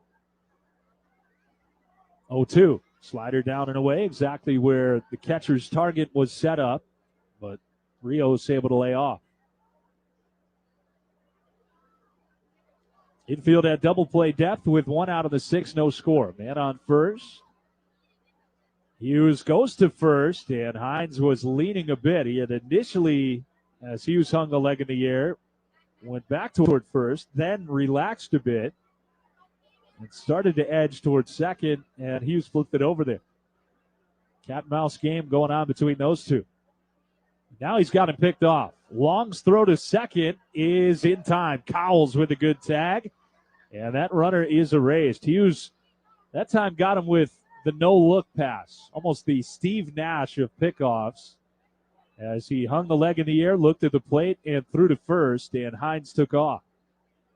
Still not an easy play because the first baseman doesn't have a lot of time to get rid of that to second with the runner taking off on first movement. 2-strike pitch to Rios. Check swing and a slider, and he went too far. Inning over, and Brandon Hughes strikes out a pair and a scoreless 6th, aided by the caught stealing. No runs, no hits, no errors, nobody left.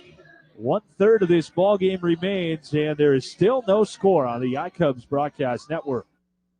Looking for the perfect home? Artisan Management Group has you covered at Cityville on 9, the Iowa Cubs home away from home. With a resort-style pool, state-of-the-art fitness center, and an expansive dog park, they've got all the bases covered. Choose a studio, 1, 2, or 3-bedroom apartments, all just a home run distance from Principal Park. Find your perfect place at cityvilleon9.com or explore all their communities at artisanmanagementgroup.com. Cityville on 9. Live well, live artisan. Great news. 2025 Iowa Cubs season tickets are still available, and there's no better place to spend your summer than out at the ballpark.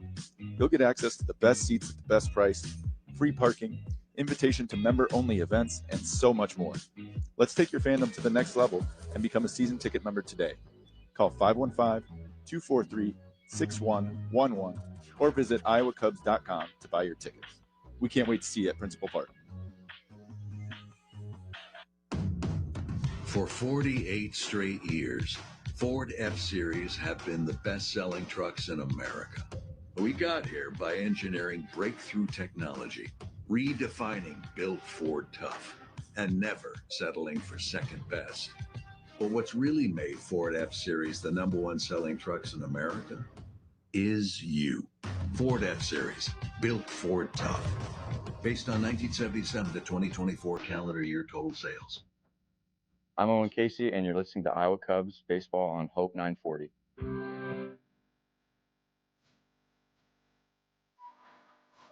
Good news for the Iowa Cubs in a scoreless game. They are into the Louisville bullpen. They could not crack Chase Petty. Now it's left-hander Joe LaSorsa. And here to bring you inning number 7 is Noah Wolf. Thank you, Jason. It's the lefty LaSorsa on the bump to face off against 4, 5, and 6 here for the Cubs in the 7th inning. This game still searching for its first run. First pitch from LaSorsa to Casey is at the knees for strike 1. A sinker at 93. Sorsa winds and delivers and misses this time below the knees for the outer edge of the plate. 1-1 now on Casey. Here's the windup and the pitch. Curveball waved at and missed. 1-2. They call it a sweeper on the official pitch tracks, but 77 miles an hour. What a difference. Here's the pitch. Another one of those breaking pitches. This time it's 78 and off the inner half.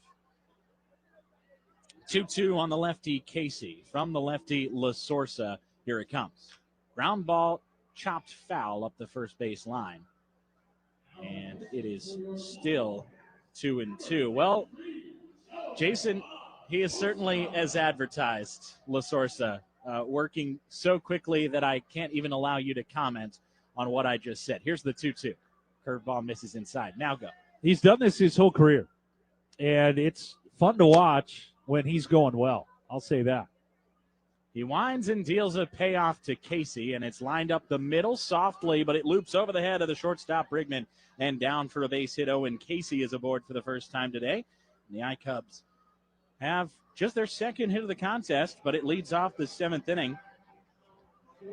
Iowa had a leadoff single in the 5th. Kevin Alcantara was stranded on first. We'll see if Ben Cowles can at least get Casey into scoring position in a game where one run might be the difference. First pitch to Cowles, hit high in the air, right center gap. Chasing it is Hines. He's got a long way to go, but it's the right fielder Benson that's underneath it for out number 1. Really long run for Reese Hines, but Benson had a much better beat on the baseball and makes the catch for out number 1. Oh, he just missed that, did Ben Cowles. 379, the estimated distance. It's 375 to the corner in right center, and that was just to the left where it starts angling back. Now with a man out and a man on, it's Kevin Alcantara, scoreless tie in the top of the 7th. Alcantara takes outside pitch, gets out of the mitt of Higgins, but not too far behind him. Casey was too close to the bag to consider going to second, so he stays put at first. LaSorsa set at the belt, looks at first, stretches and fires. Alcantara lines it foul, and it's a good thing that Jonathan Long wasn't in the on-deck circle, because if he was, he would have a big bruise on one of his shins. Yeah, that was not what you like to see when you're standing about 45 feet away. A line drive right at you on a late swing. It's 1-1 on Alcantara. The pitch. Lined foul. Now 1-2. A great start for Chase Petty today. He continues to be excellent at Louisville Slugger Field. And today, nothing short of dominant. 6 innings of one-hit baseball, 2 walks, 7 strikeouts, and, of course, nothing across. 1-2. Hit high in the air, right field, looping toward the foul line. Benson gives it chase and will run out of room. And here comes the scrum on the berm. A bunch of orange shirts dive after that baseball. Yeah, I mean, for 6,000 screaming kids in attendance, they haven't been given much to scream about. No offense whatsoever. 2 hits for the Cubs, 3 for the Louisville Bats, and just a handful of runners in scoring position today, let alone scoring. Alcantara takes high, and it's 2-2. The Cubs have not had a runner in scoring position. The Bats have put a runner on second base in 3 different innings, but have stranded him there. Nobody has even reached third. in this contest. 2-2. Alcondra hits a fly ball to the right side, foul, and out of play. We'll do another break-even pitch.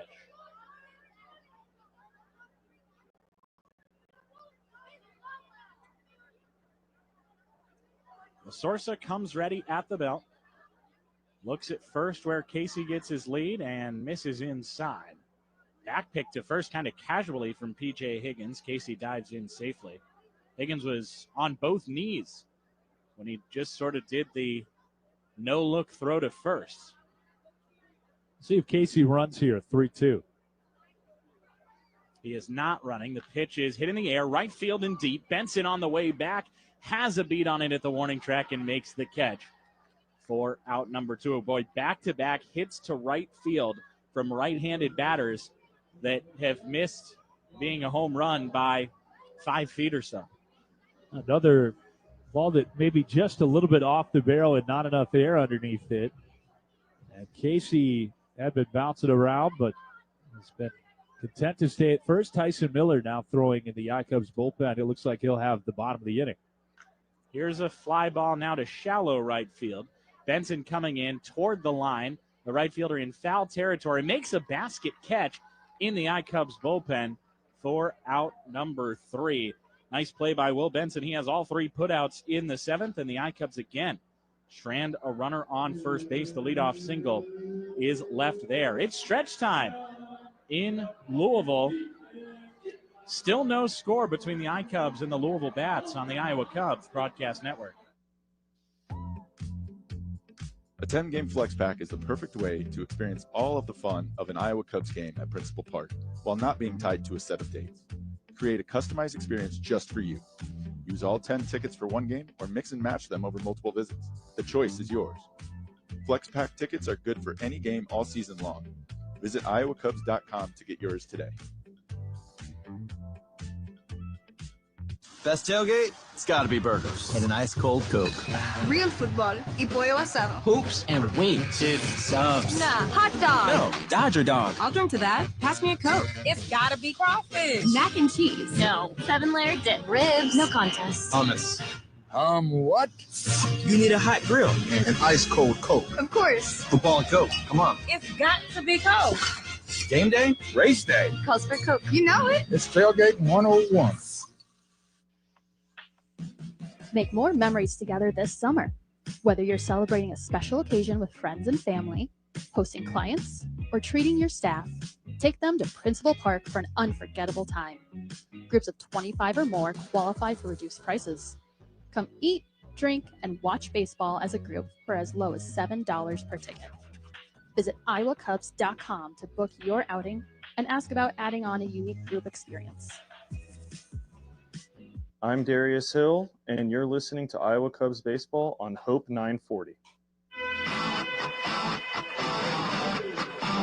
It's the rehabbing Chicago Cub Tyson Miller to take the ball in the 7th inning.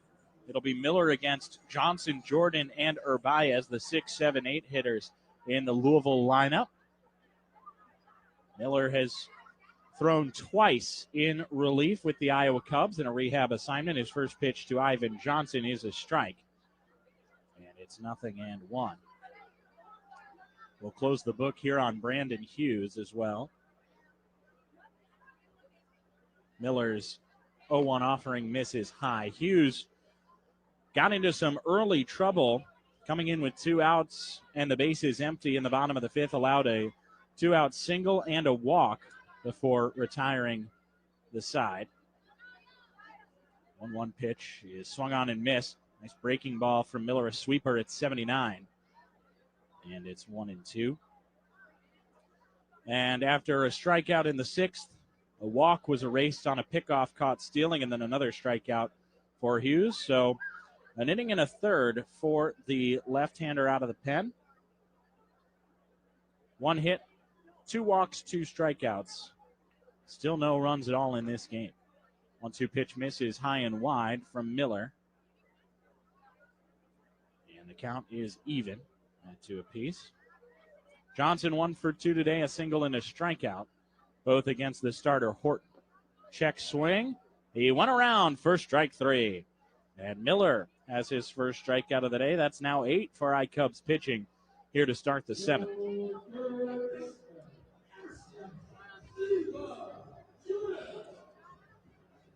It's Levi Jordan now, 0 for 2 today. Just 3 hits for the Bats, just 2 for the iCubs. In a true pitcher's duel here at Slugger Field today. Not seeing much slugging at all. First pitch, a strike. In fact, if you use the definition implicit in the word slugging percentage, which calculates the value of your extra base hits in your batting average, 0-1 pitch, misses inside, 1-1. We have seen no slugging today. 5 hits, all singles between the two teams.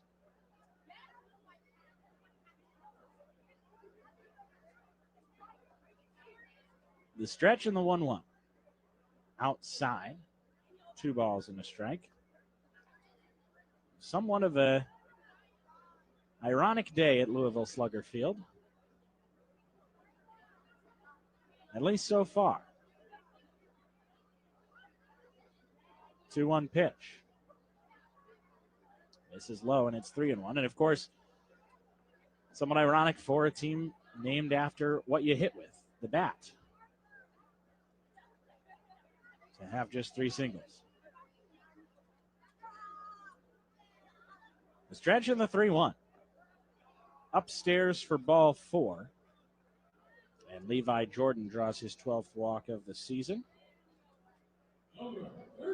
The Bats have a 1-out base runner for Francisco Urbaez.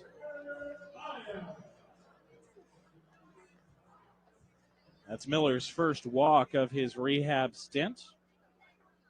He's up to 5 strikeouts in 2 2/3. His first pitch, a sweeper in there for strike 1, catches the top outside part of the zone. Nice pitch from Tyson Miller to get ahead of Urbaez. Pickoff over to first, not in time as Jordan dives in safely.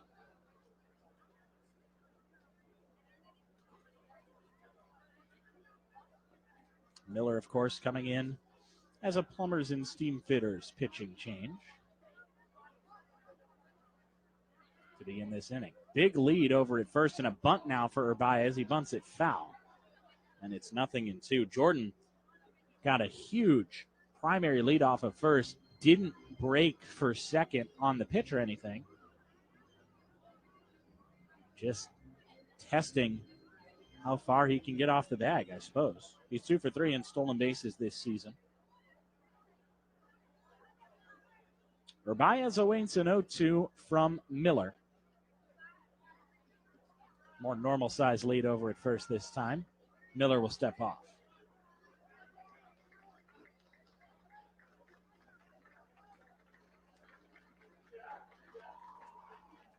Miller back on the rubber, peeks at first. Now kicks and deals. Sweeper misses outside. Back pick to first. Not in time. Boy, Levi Jordan got a big secondary lead. Reese McGuire noticed, popped up, snapped a throw to first. A great one. Long applied the tag, but Jordan somewhat swam around it to dive in safely, and it's 1-2. Here it comes. Fly ball foul to the right side. We'll do it again. Miller has not allowed an earned run in this rehab stint. This is his 3rd appearance out of the pen for the Iowa Cubs.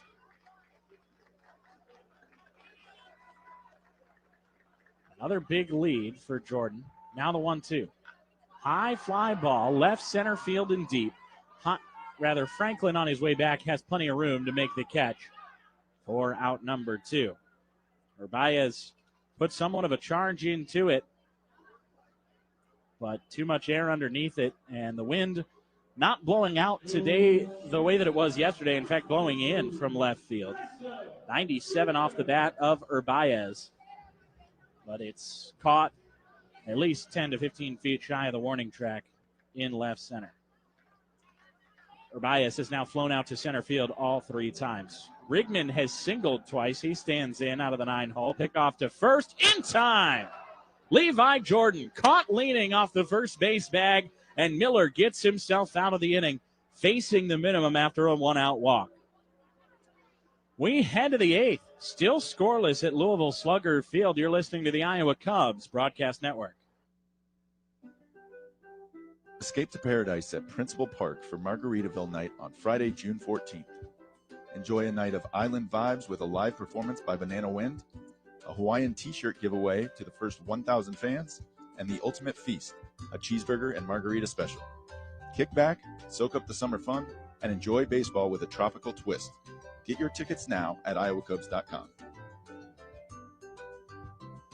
It's time to tee it up at TCI. Tournament Club of Iowa is the only Arnold Palmer signature design in the state. TCI's beautiful course layout cuts through timber with dramatic bluffs and running ravines. While you're there, dine at the TCI Bar and Grill. With 2 separate seating areas, you can catch a game at Palmer's Pub or celebrate a special event in the King's Room. TCI Bar and Grill is open to the public and offers daily food and drink specials. For more information, visit our website at tcfiowa.com. Get ready for 2 nights of live music at Principal Park. Join us Friday, May 23rd for a rock show featuring the Pork Tornadoes, Damon Dotson, and Punching Pandas. Then on Saturday, May 24th, country star Craig Campbell takes the stage with Jordan Beam and Brad Morgan.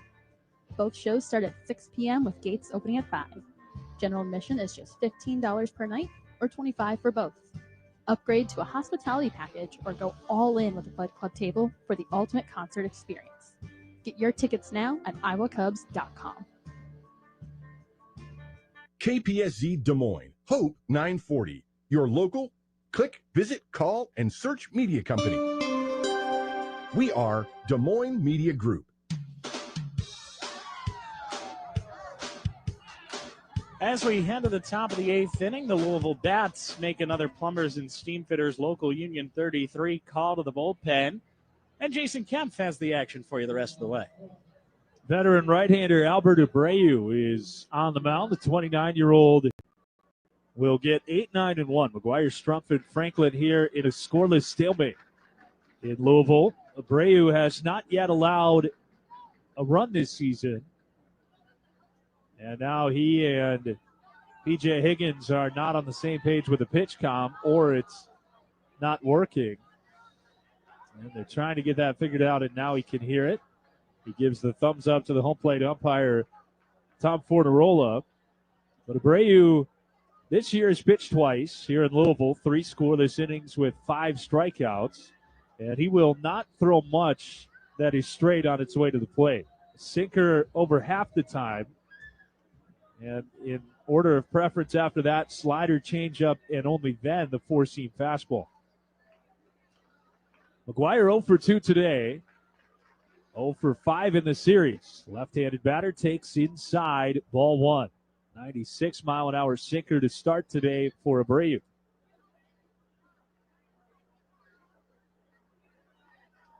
(1-0) delivered. Lined foul on a late swing by Reese McGuire. Last year, Albert Abreu was not in the big leagues for the first time in a while. He pitched in Japan. He's home out of the stretch, the 1-1. McGuire swings and lofts it foul back behind home plate again, and the count 1-2. So he went to Japan, played with Cebu there, and had a 2.39 ERA in 52 relief appearances.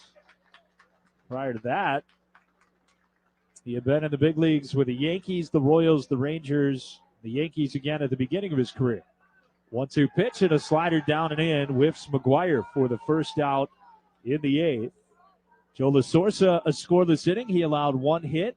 Everything else was a fly ball to right in that 7th inning. And now the 3rd pitcher of the day for Louisville behind the great start of Chase Petty. Here's Chase Strumpf, 0 for 2 with 2 strikeouts, both of the looking variety. Overall, Abreu 108 games in the big leagues. Swing and a miss by Strumpf, strike 1, and he's been very good in that span. Over a strikeout per inning, and ERA in the mid-4s. They bring him on here, trying to keep this one tied. 0-1 to Strumpf, over the plate, 0-2.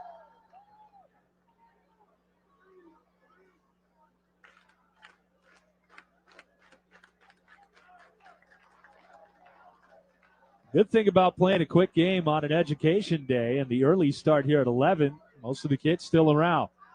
2-strike pitch to Strumpf, and it breaks down and away below the knees. An easy take there for ball one. Iowa has Jack Neely warming in the bullpen. Ball 2 strikes. Abreu fires, slider downstairs, and it's even 2-2. Jack Neely was a late inning guy early in the year. He still is. He's fallen into some struggles here over his last 2 appearances. The 2-2 pitch. Check swing on another ball in the dirt, and it's full. So from 0-2 to 3-2. With 1 out in the 8th. The iCubs have put a man on base in 4 innings today. 3-2 to Strumpf. Swinging a foul right at home plate. And down off the foot of Strumpf, it appears, as it rolled about halfway to third. And now they're going to give Strumpf a little bit more time, walking the baseball out toward the mound and almost personally handing it off to Abreu. And now going to wipe off home plate, even though it's shining white. Just the idiosyncrasies that allow somebody to get some more time. I'm not sure why they have to do that. You just stand off to the side and wait until they give you a thumbs up, but you always appreciate the theatrics. 3-2 for a second time to Strumpf. Abreu staring in. 2 on the pitch clock. He comes home, and he missed outside, ball 4. Good at bat by Strumpf to draw the walk. And the go-ahead run is on base for the top of the order. With 1 out of the 8th inning, Christian Franklin is going to stand in on the right side.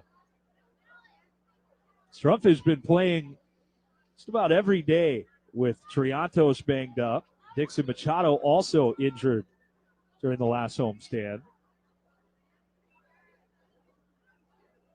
I should say on the last road trip to Toledo. That happened on getaway day where he came up a little bit lame with the hamstring. The last time Strumpf didn't play was April 11th. Here's a hard ground ball towards second. Could be 2. Urbias to Brigman for 1, and it will be 2. On to first, a double play. 4-6-3. He hit it right at the second baseman, and the 8th inning comes to an end. No runs, no hits, no errors in, nobody left on base. The iCubs send the minimum to the plate in the 8th, and now the big right-hander Jack Neely will have the bottom half of the inning. It's the top of the order after the 9-hitter for Louisville on the iCubs broadcast network. Escape to paradise at Principal Park for Margaritaville night on Friday, June 14th. Enjoy a night of island vibes with a live performance by Banana Wind, a Hawaiian t-shirt giveaway to the first 1,000 fans, and the ultimate feast, a cheeseburger and margarita special. Kick back, soak up the summer fun, and enjoy baseball with a tropical twist. Get your tickets now at iowacubs.com. All right, here's the thing with mobile banking. You can get the laundry done and the yard, and it's only Thursday. Sure, run that extra block or mile with your four-legged buddy. Hey, you're at the gym? Do a few more reps. A little more gaming with your squad? Yeah, the Galaxy needs you. Better eat another s'more. And by another, we mean fifth. Soak up every single minute of every single day. Go on and do whatever it is you do and still keep in touch with your money. Great Southern Mobile Banking. Get the app now for Android and iOS. Member FDIC. Data rates may apply. See carrier for details. Get ready for 2 nights of live music at Principal Park. Join us Friday, May 23rd for a rock show featuring the Pork Tornadoes, Damon Dotson, and Punching Pandas. Then on Saturday, May 24th, country star Craig Campbell takes the stage with Jordan Beam and Brad Morgan.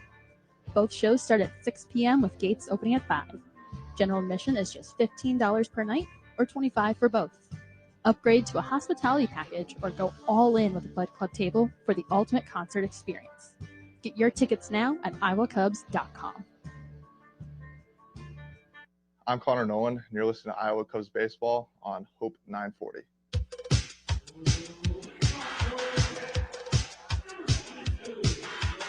Right-hander Jack Neely on for the Iowa Cubs. Bottom of the 8th still scoreless. It's 9-1-2 for the Louisville Bats as the ball got onto the field in left, and Owen Casey is trotting out there to retrieve it. That Typically happens more on an education day. It's the first interruption to play we've had because of something on the field. And Bryson Brigman is 2 for 2 today. Again, he has 2 of the 5 hits in this game between the teams combined. Trying to set the table for the hitters at the top of the lineup. As Jack Neely comes set, and the right-hander fires big, swing and a miss at the first pitch fastball, which came in the upper 90s. That's what Neely can give you. He got off to a great start this year, has struggled of late. Check swing on the slider, and it's even a ball and a strike. And he said, look, it's the slider for me that I have to have in order to have success. 1-1. Back to the slider. This time he got a strike called, and now he's in front 1-2, and that opens up some possibilities here for the mustachioed right-hander who started growing that facial hair when he was still with the Yankees. The 1-2. Check swing and a slider in the dirt. On appeal, he did not go, and it's even. 2 balls and 2 strikes. So the Yankees famously changed their facial hair policy in advance of this season.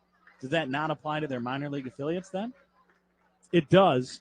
But this was last year, so he could only grow the mustache. That was always allowed. Oh. 2-2 chased in the dirt, swing and a miss, and Jack Neely off to a good start in the 8th. Yeah, the rule was always you could have a well-trimmed mustache, but nothing else facial hair-wise. So you had guys, with that mustache.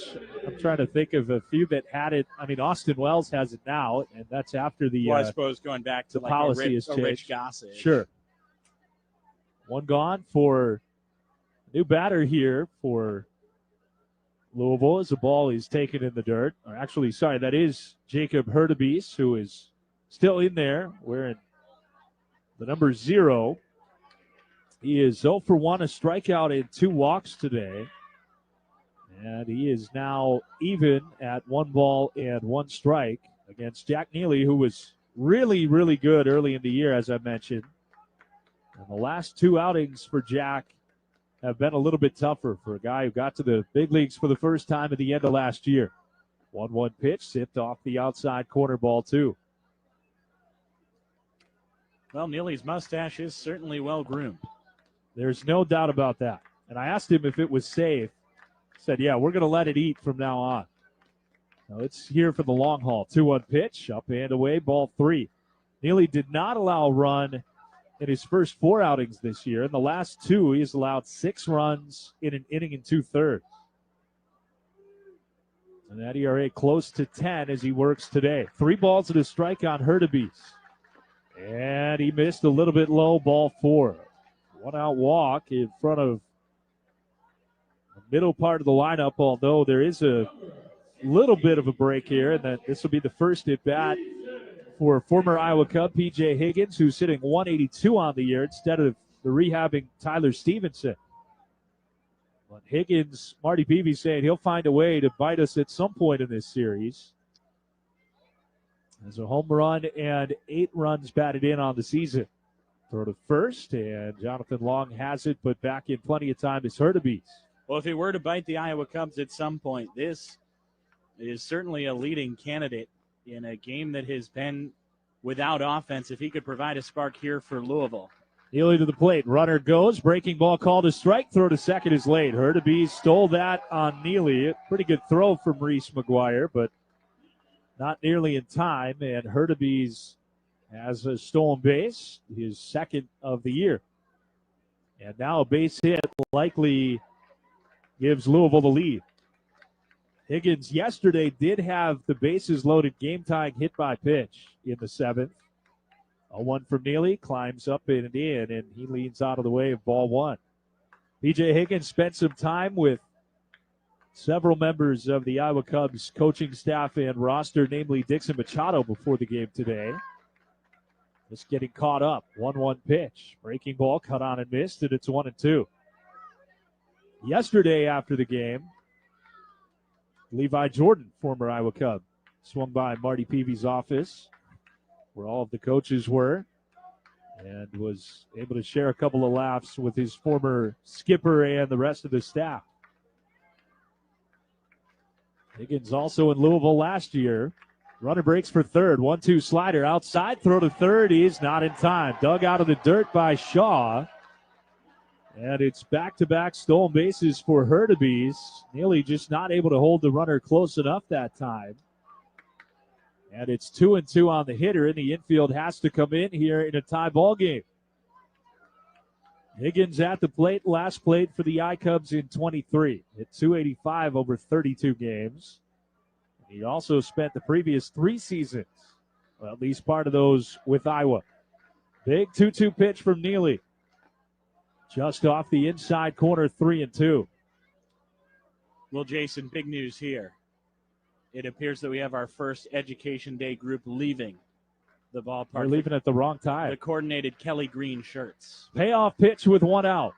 Swing and a miss, strike 3. Neely went to the slider again. It was way outside, but Higgins apparently looking for the fastball, and he waved at it for strike 3. Massive strikeout, the second for Neely. And now Tony Cagoule, the pitching coach, will make his way to the mound and have a brief word prior to this at-bat from Will Benson. And I would imagine the message here is to be very, very careful with how you pitch. Benson, a left-handed hitter who is sitting over 300 on the year, with Hines on deck, a right-handed hitter who has been a little bit prone to the strikeout. He has struck out 32 times this year in now 79 at-bats.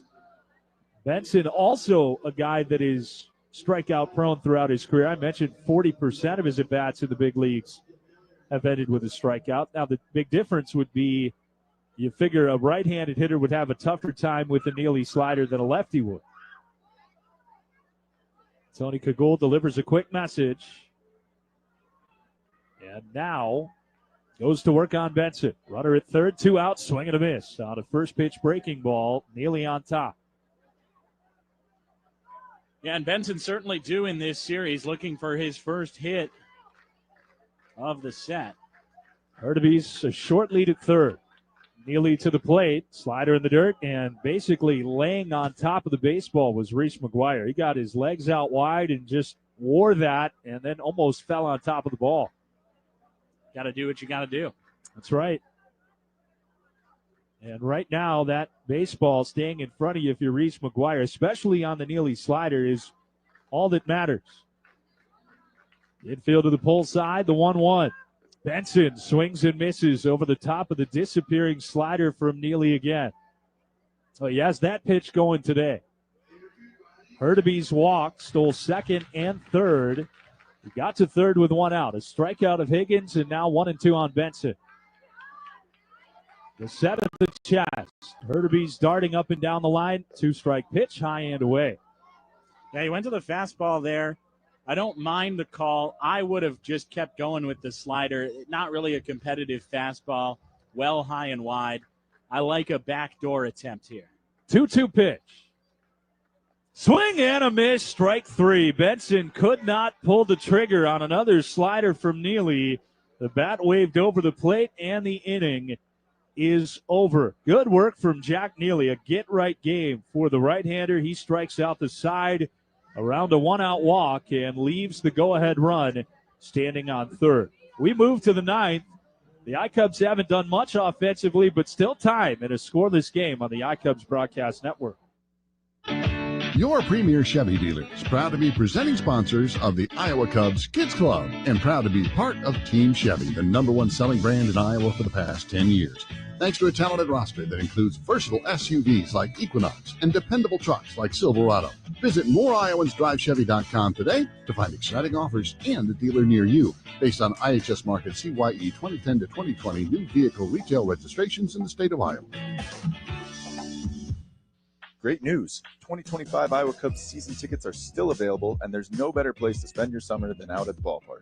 You'll get access to the best seats at the best price, free parking, invitation to member-only events, and so much more. Let's take your fandom to the next level and become a season ticket member today.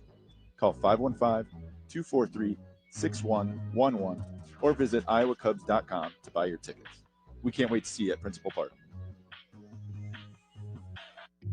There's so much to do in downtown Des Moines. Why waste your time commuting when you come to visit? The Hampton Inn downtown sits right next to the Des Moines River at 120 Water Street and just 2 blocks north of Principal Park, 2 blocks south of Port Avenue Entertainment District, and a short walk from the East Village. Stay at a great room with free Wi-Fi and breakfast during your stay. Don't sit on the sidelines. Call 515-244-1650 to book a room at the Hampton Inn downtown and be part of the action in downtown Des Moines. I'm James Triantos, and you're listening to Iowa Cubs Baseball on Hope 940. We've made it to the 9th inning with no runs on the board. The iCubs will try to change that against right-hander Lenny Torres Jr. First appearance of the series for the 24-year-old from Poughkeepsie, New York.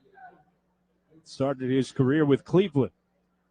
Former competitive balance round A, overall pick number 41 for the now Guardians. Moises Ballesteros leads off 0 for 3 today. The first pitch, he's golfed foul down the left field line, strike one. Ballesteros maybe, although we haven't seen a run scored so far, so who knows, maybe his final chance to get a hitting streak to 11 games. He's grounded out twice and struck out once. The 0-1 from Torres. Ballesteros foul tipped it into the mid of B.J. Higgins, and it's 0-2. In the interest of continuing his hitting streak, can we see if there are any bats in the dugout that have like a splinter in them or some, a seam? They're on their way to breaking, right? That's how he got his 2 hits yesterday. So I would say a half-broken bat would be great if somebody could get that in the hands of Bally right now.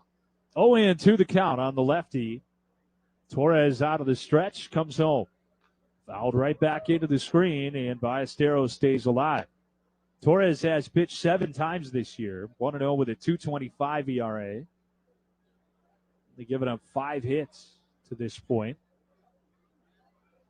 Over a strikeout per inning. He's ahead 0-2. All 3 pitches for strikes so far. The next one to Ballesteros is up and out of the zone. Another fastball at 95 miles per hour. Ballesteros taps either side of home plate with the end of the bat. Deep breath from the belt. Here comes Torres. And a breaking ball punched foul. Ballesteros a little bit out in front on the slider at 84 miles per hour, but again, stays alive. Coaching staff was talking about Ballesteros back at the end of the homestand and said, you don't need to know, he does not need to know what a pitcher throws, just how hard and does he have a changeup. That's it. 1-2, grounded sharply left side, but the shortstop Brigman backhands and fires across the diamond for out number 1. Hot shot, 102 off the bat, but right at the feet of Brigman, who's had a nice game all around. And there's one away, and for now it appears unlikely the hit streak of Ballesteros will continue. Yeah, it's just kind of been a bad luck game for the iCubs offensively. They have gotten barrel on baseball more than a few times, but have just 2 hits, 2 singles to show for it. Here's Matt Shaw, a couple of walks and a ground ball to short today. 1 for 11 with the Iowa Cubs, and Shaw shoots one foul toward right on a late swing. The BABIP gods, I think they're called, have not been kind to the iCubs. No, they have not. Matt Shaw in the middle of sort of working on a couple of things technique-wise with the swing, was out on the field for BP today for the full hour. The 0-1 pitch. He is upstairs, and it's even a ball and a strike. Sort of a rare sight to see a team with an 11 a.m. game hitting on the field, but the iCubs did that. And Shaw was working on his swing mechanics almost the entire time off to the side when he wasn't in the cage. 1-1, he's out in front of a breaking ball and bounces it to short. Brigman there again, and this ball dropped by the first baseman, Rios. I think that's got to be an E3. I would agree. It was a low throw, but it didn't bounce. Brigman almost made a second straight play. And we'll await the official scoring, but that'll certainly be an error on someone. Again, my belief is that would go on Rios over at first. Yeah, it's a ball he's got to have. And that puts the go-ahead run on base with 1 out for Owen Casey, who could change this game with 1 swing. 1 for 3 today. And this pitch cut on and foul tipped in and out of the mid of the backstop. The official word from the official scorer was, it's an E6, but I'm going to look at it. Okay. I'm going to keep down E3. Me too. I think that ball was very catchable for Rios. Casey behind 0-1 as Torres comes back out of the stretch. And another foul ball.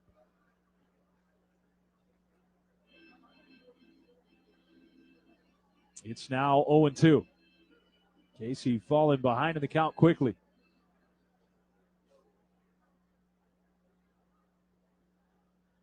Shaw, decent lead over at first. And Torres checks on him over his shoulder and now comes home. Casey had another good one to hit and fouled it straight back into the net. 96. And right at the top of the strike zone, but center cut. Try to find a gap here and let Matt Shaw run. Good candidate at the plate. Torres with the 0-2. Swing and a miss. Got Casey to chase down and away with the changeup. Really good pitch from Torres. And Casey lunging at it goes down on strikes for the second time, and there are 2 gone. This is a Louisville team that strikes out batters at the lowest rate in the International League. 8 strikeouts per 9 innings as a team. They've got 9 here today. Now it's Ben Cowles with 2 outs. 0 for 3. Torres fires. Cowles drives it foul in the air down the right field line. Assisted on their way to 9 strikeouts by 7 in the first 6 frames from the starter Chase Petty, who really set the tone for this game. Couldn't get any offensive support, so he'll take a no decision, but continues to dominate in these confines. The 0-1 for Cowles. He gulps it in the air, shallow right field, curving foul. Rios giving chase over his shoulder, but that'll get a couple of rows deep into the seats. And again, it's 0-2. Coming up in the bottom of the 9th, it's Hines, Rios, and Johnson for Louisville, perhaps needing just 1 run to win the ball game. Unless the I-Cubs come up with some 2-out damage here. They have the former Maryland Terrapin Matt Shaw at first, his college teammate. Ben Cowles in the batter's box. And the Big Ten has been much better in baseball over the last handful of years. Another 2-strike pitch from Lenny Torres Jr. And it's way outside. Shaw with a big secondary lead draws a snap throw from P.J. Higgins, which bounces and is late. And Shaw able to scramble back. Shaw took a step towards second on the pitch and changed his mind and slammed on the brakes.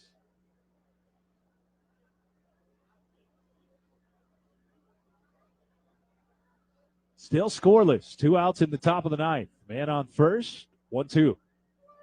Inside almost hit him. And I don't think Cowles would have minded. It was a breaking ball. 84 miles per hour. He kind of left that front elbow out a little bit longer. Yeah, it's almost tried to thrust his thighs into the pitch. Did not move whatsoever.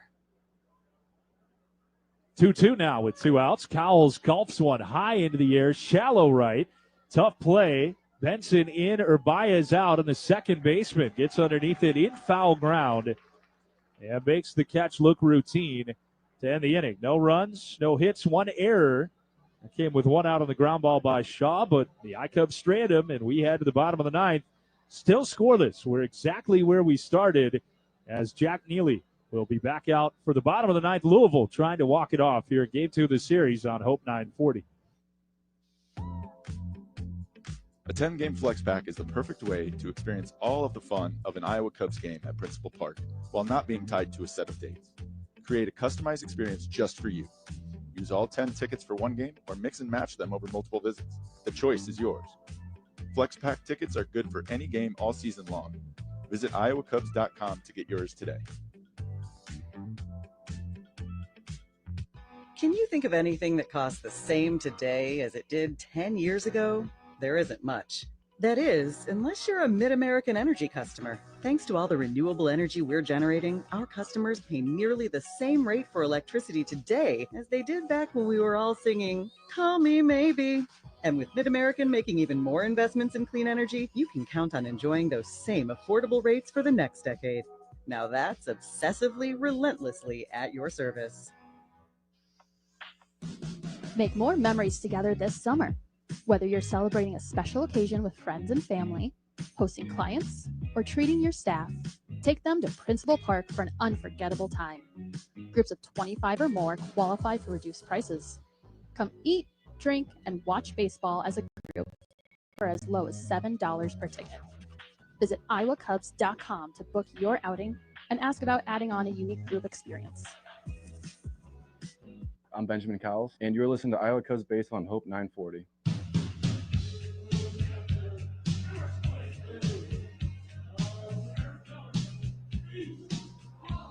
Well, here we go. Bottom of the ninth, no score. Jack Neely, who struck out 3 in the 8th, will face Reese Hines to begin the ninth. 0 for 2 with a walk for the cleanup man for the Bats.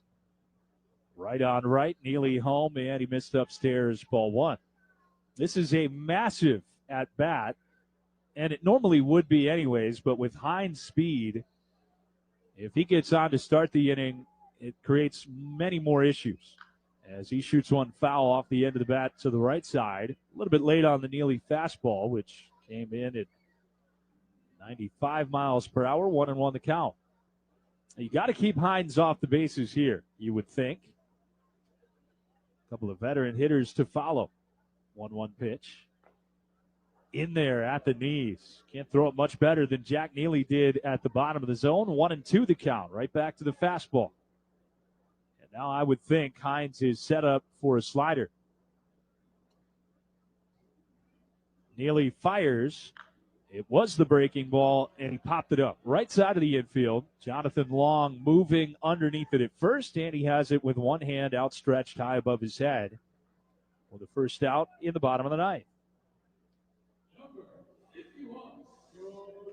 Now, so far, Louisville, since they've gone to the bullpen, they have gone one inning at a time, and it appears if we go to extras today, they'll do the same thing. Another man up and throwing in their bullpen. And now Edwin Rios, who is 0 for 3 with 3 strikeouts, stands in the batter's box. He does have 4 home runs this year, and he swings over a first pitch slider from Neely, strike 1. Rios, I'd argue, the hero of yesterday's game. That triple began the Bats' comeback when they were down 4-2. Came in to score and made it 4-3. 1 strike delivery. He waved over the slider again, and Neely really throwing that pitch with some conviction today. And then came up with the bases loaded in the 8th inning. The team had just taken the lead, but a 4-run lead going into the top of the 9th is very different than a 1-run lead, and Rios drove in those 3. The pitch. Swing and a miss. Strike 3. He didn't even think about going away from the slider. He threw it 3 times in nearly the same spot, and Rios has struck out in all 4 at-bats. Yeah, now 4 strikeouts for Jack Neely, 12 in the game for iCubs pitching. Now the 7th game in a row in which the iCubs have struck out at least 10 opponents. So here is Ivan Johnson. He has a single and a couple of strikeouts, and he takes a heater up and off for ball 1.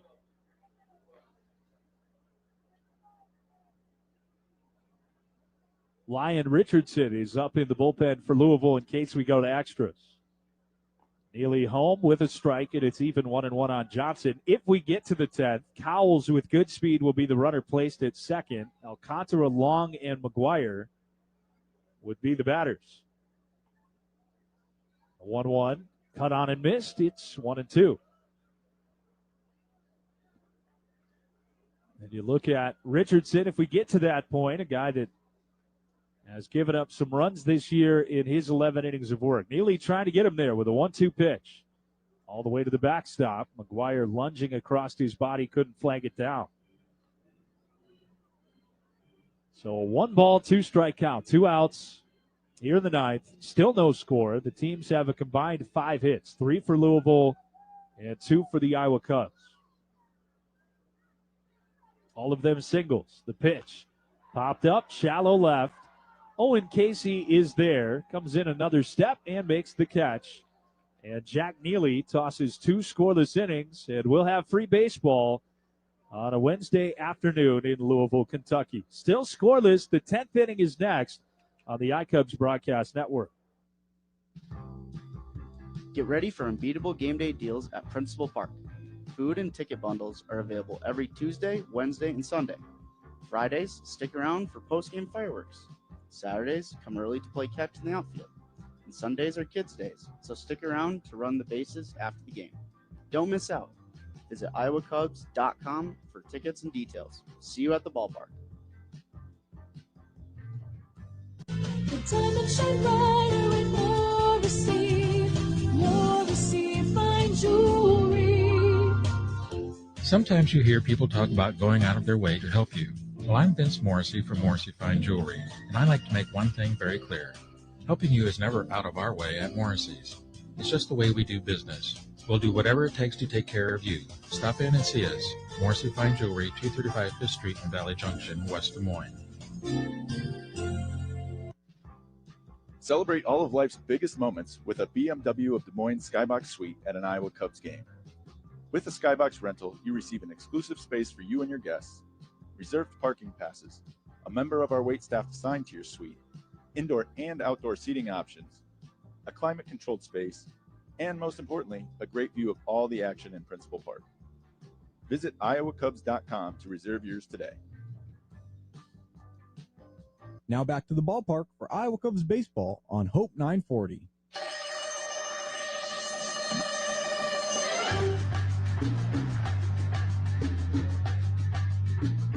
Here we go to extras. Right-hander Lyon Richardson as Louisville makes the Plumbers and Stevedores pitching change. Ben Cowles is out at second. As the guy made the final out in the ninth, and it'll be Kevin Alcantara followed by Jonathan Long and Reese McGuire. Alcantara 1 for 3 with a single. I don't think there's any chance he bunts here. And the right-handed hitter will not show bunt. He takes the strike called. And it's 0-1, a 94-mile-an-hour sinker. Infield is back all the way around for Louisville. As working out of the stretch is Richardson. The pitch waved at and missed. He got a fastball by Alcantara, and it's 0-2. As the road team, you've got to get one, it feels like, but you're playing for multiple runs. The home team can adjust based on what happens in the top of the inning as Alcantara takes outside ball one. That was the impressive thing about the Chicago Cubs last night. The ghost runner got to third in the 10th inning but was stranded there. Good work in the bullpen and allowed Ian Happ to win the game with one pitch in the bottom half of the inning. 1-2, cut on and missed. The change of pace, and Alcantara strikes out, so Cowles unable to advance. And there's one out. Richardson 3-0 with a 4.91 ERA this year. 8 runs allowed, 6 earned on 9 hits in 11 innings. Now 12 strikeouts for him. Jonathan Long at the plate, 0 for 3. 0 for 5 in the series for the right-handed hitter who takes a big slider inside off the plate, ball one. Long due for a big hit. So is the guy on deck, Reese McGuire. They are both players who came in hitting well above 300, but 0 for the series. Long takes in the dirt, 2 balls and no strikes. And at the bottom of this inning, it'll be Ivan Johnson at second with the bottom third of the order. Jordan, Urbias, and Brigman coming to the plate for Louisville. 2-0 count. The pitch is over for a strike, and it looks like in the iCubs pen, it might be, is that Frankie Scalzo down there who has started to throw, or trying to get a look at the number on the back of the jersey as spinning around and looking back, Cowles to second is Lyon Richardson. And that is Scalzo, who's just up from Knoxville as of yesterday. The mustache is another giveaway. He could play for the Yankees. 2-1 pitch. Ground ball right back to the mound, and now they've got Cowles caught between second and third. He's being chased toward third. He avoids the tag. Still in the rundown. The flip to second. Now he's sprinting to third. Chasing him down is Brigman. He tosses to Levi Jordan back towards second, and Cowles is eventually tagged out there. And who was that eventually tagged him out there? I think the second baseman, Urbias, got him for the second out of the inning, as Long had a hot shot back up the middle, stabbed by the pitcher. 1-4-6-5-4 on the put out. And there are 2 outs with a man on first now for Reese McGuire, who is 0 for 3 in the ballgame.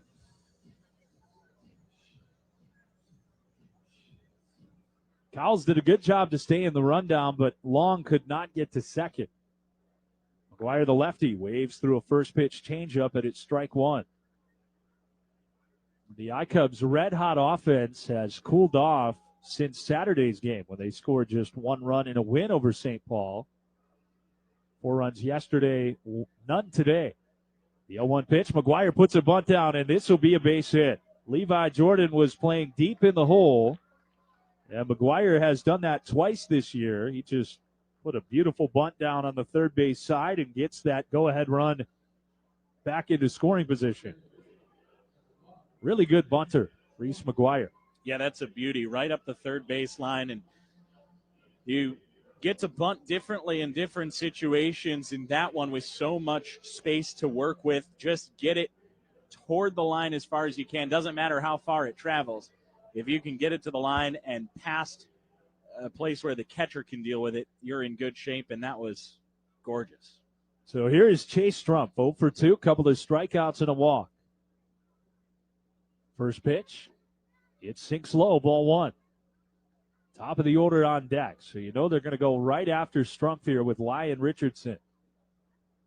Lyon spelled Lyon. Runners lead, the pitch, waved out and missed. So if we considered that it might be Leon? We have not. Okay. Leon Richardson. No? He's from Jensen Beach, Florida. Okay. So that's why I'm maybe there's a going to French stick with population Lyon. there. Ball and a strike, and Strumpf takes down and in. 2 balls and a strike now.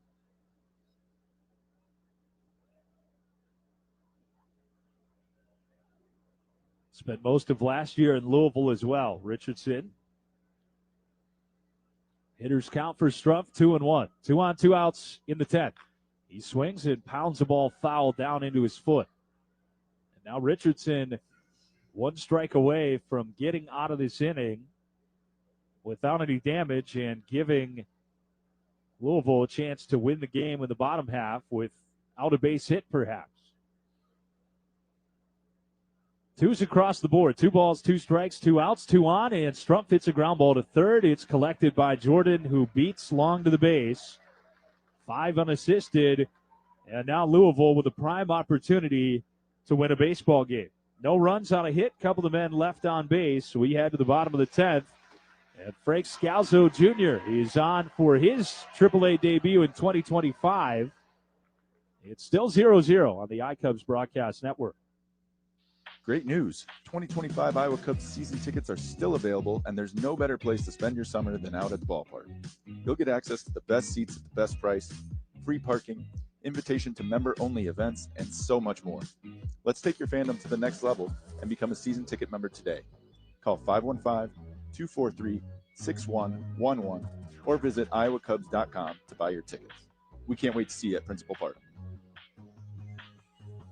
In the heart of downtown Des Moines, Confluence on Third Apartments offers a resort-style apartment community with luxurious studio, 1- and 2-bedroom apartment homes. Enjoy the fun and convenience of downtown living with first-class amenities that include a sprawling outdoor courtyard with a pool, grill station, dog run, and hot tub. Other amenities include a fitness studio, rooftop sky deck, game room, theater, underground parking, and so much more to enhance your everyday living experience at Confluence on Third Apartments. With your favorite downtown venues just a short walk or bike ride away, you'll love the convenience of living at Confluence on Third Apartments. Learn more at ConfluenceOnThirdAPTS.com. Escape to paradise at Principal Park for Margaritaville night on Friday, June 14th. Enjoy a night of island vibes with a live performance by Banana Wind, a Hawaiian t-shirt giveaway to the first 1,000 fans, and the ultimate feast, a cheeseburger and margarita special. Kick back, soak up the summer fun, and enjoy baseball with a tropical twist. Get your tickets now at iowacubs.com. Let's get back to Iowa Cubs baseball on Hope 940 with Jason Kemp.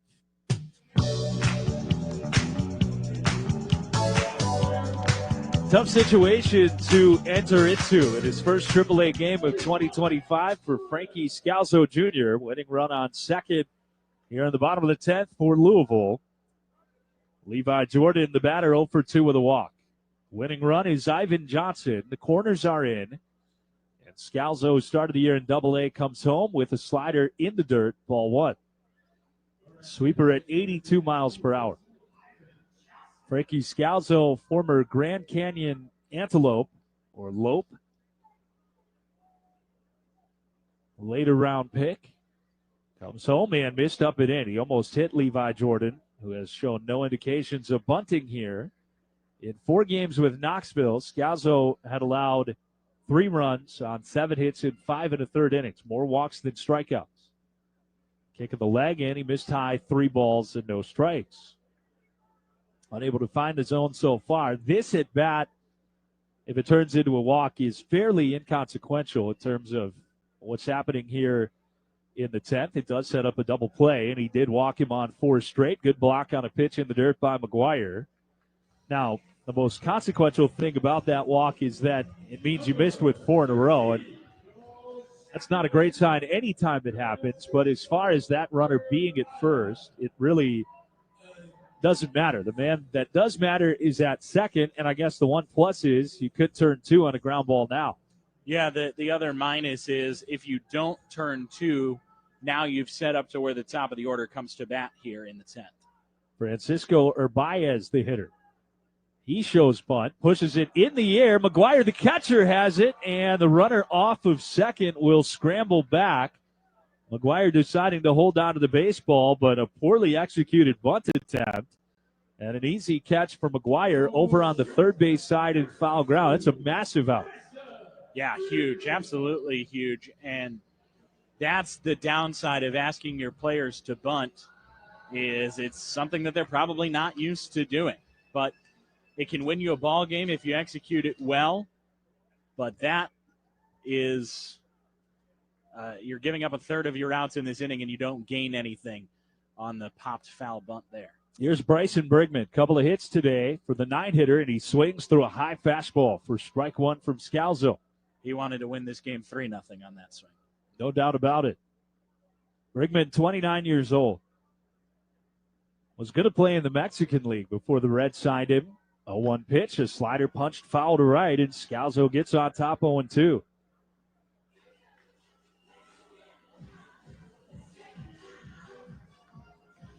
Last year, Brigman was in Arizona's farm system, AA and AAA. He's behind 0-2. Scalzo, a check of the runner, comes home, and a ball lined foul toward right. Look out over there, ricocheting down onto the field, and Kevin Alcantara will track it down and flip it back to a massive, oh my goodness, of orange-shirted piranhas. There was a surge of orange shirts around that baseball. Absolutely. Another 0-2 pitch. And he broke his slider downstairs. Good take by Brigman. Whoever school showed up today in the orange shirts, I formally proposed they change their mascot to the Piranhas. It's a great nickname. Yeah. Nobody uses it. Big lead at second for Johnson, the winning run. 1-2 pitch. Breaking ball called strike 3, and Brigman wants to challenge it immediately. He thought it was down, and this is going to be very close. Big breaking ball, and we look up at the video board, and it is strike 3. Just clipped the bottom of the zone. And Louisville has no challenges remaining. How about that punch out for Frankie Scalzo Jr.? And now the iCubs are 1 out away from sending this to inning number 11. Well, a couple innings ago, we heard the Mission Impossible theme as a bumper music getting us back in. Mission Impossible today is scoring a run. That's a great point. Jacob Hurtubise, leadoff hitter, has walked 3 times, and the lefty takes a breaking ball in the dirt. His only official at bat today, a strikeout. Scalzo would love one of those. Winning run on second. It's been there all inning. Right-hander Scalzo to the plate, and he broke one over toward the top of the zone. Belt high out over the dish. 1-1. Should we get to the 11th, Chase Strumpf would be the runner at second. Top of the order due up for the iCubs. Now the 1-1. Tried the outside corner and left it off the plate. 2 balls and a strike. The iCubs a little bit hamstrung with their available infielders, so they haven't made really any moves offensively in this game. 2-1 pitch. Inside, he hit him. Hurtubise on base for the 4th time today. without putting the bat on the ball. That was a sweeper that just busted inside. And Hurtubise took it off the hip, I believe. And now there is no margin for error with P.J. Higgins, the former Iowa Cub, the former Chicago Cub, set to step in. Yeah, massive spot here. Scalzo has done well under pressure so far after the walk that put 2 aboard, getting 2 outs in quick succession, but the hit batsman really dials things up a notch. Higgins trying to be the hero. Scalzo trying to get us to another inning. First pitch outside, ball 1. Similar to the situation the I-Cubs were in with a game tied yesterday. Catcher's interference gave Louisville the lead. 1-0 from Scalzo. Ground ball to second. Right at Strumpf. He flips it to Cowles covering, and we'll play 11. Why not on a Wednesday afternoon here in Louisville? An escape back from Frankie Scalzo Jr. The 11th inning is next on the iCubs Broadcast Network. Get ready for 2 nights of live music at Principal Park. Join us Friday, May 23rd for a rock show featuring the Pork Tornadoes, Damon Dotson, and Punching Pandas. Then on Saturday, May 24th, country star Craig Campbell takes the stage with Jordan Dean and Brad Morgan. Both shows start at 6 p.m. with gates opening at 5. General admission is just $15 per night or $25 for both.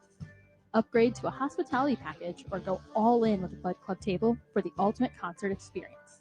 Get your tickets now at iowacubs.com.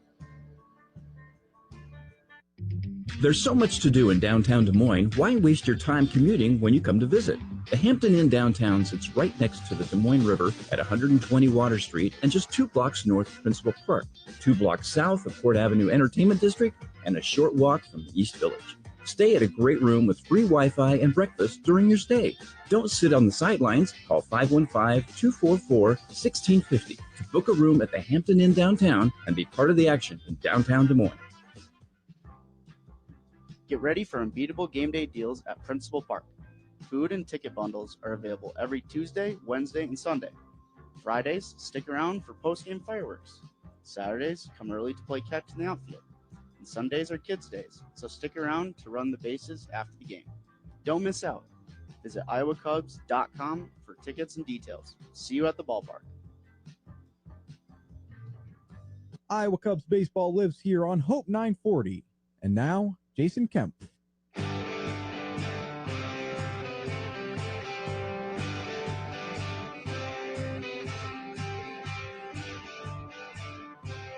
The 11th inning on tap here at Louisville Slugger Field. The attendance has dropped precipitously as most of the schools have departed, except for the Piranhas down the right field line. They are still there wearing their bright orange shirts, but the seating bowl itself is sparse. As Chase Strumpf will be at second base to begin inning number 11. Christian Franklin is the batter, 0 for 4. Corners are not in all that far here. Franklin has pretty good speed. Now they back up further. And he will swing away, hitting a big bouncer to short. That's not going to get the runner over. Brigman fields, throws to first, and on one pitch, a big out for Lyon Richardson with that go-ahead run still at second. I thought if you're going to bunt as the road team, that might have been the spot to do it because of Ballesteros coming up and his ability to put bat on ball. They go swinging away, and he just couldn't hit that to the other side of the infield. So Ballesteros, another chance, 0 for 4 today to get his hitting streak to 11. The lefty in, and he takes a changeup from Lyon Richardson down and away, ball 1. Richardson threw 15 pitches in the first inning, which was the 10th. Back out for a second inning. The 1-0. Line softly, shallow center field, a long run for Hines, and that's down for a base hit. Cowles had to wait about halfway between second and third, so he does not score. But it's now an 11-game hit streak for Moises Ballesteros, and runners are on the corners with just 1 out for Matt Shaw. Well, the Bats put just the second runner on third base in the previous inning. First time that a runner reached third in this game was the bottom of the 8th after Jacob Hurtubise stole second and third after walking. This is the first time the I-Cubs have had a runner on third today. And Matt Shaw at the plate. 2 walks, a ground out, and he reached on an error. Go-ahead run at third. The pitch to Shaw, and he took a strike on a fastball over the white part of the plate. 0-1, Richardson in front. The thing you like here, Shaw has not struck out since coming down to AAA. And he takes just a little bit below the knees. 1 ball and 1 strike on the sinker. He's looking for a ground ball here. A double play would be welcome for Louisville. Strumpf at third, Ballesteros at first. The pitch. And Shaw punched it foul to the right side, just a little bit tardy. And it's 1-2. And if you're Matt Shaw here, you are fine with a fly ball. Sacrifice fly could drive in the game's first run. Would drive in the game's first run. The 1-2 offering. Shaw takes a called third strike. He'll challenge it. The iCubs have challenges remaining. And we'll see if Matt Shaw was correct or if the at-bat will be over. He was correct. He's still alive. It was down and away. Didn't miss by much. And it's now 2-2 on Shaw with men on the corners. And just 1 out in the 11th. Still scoreless.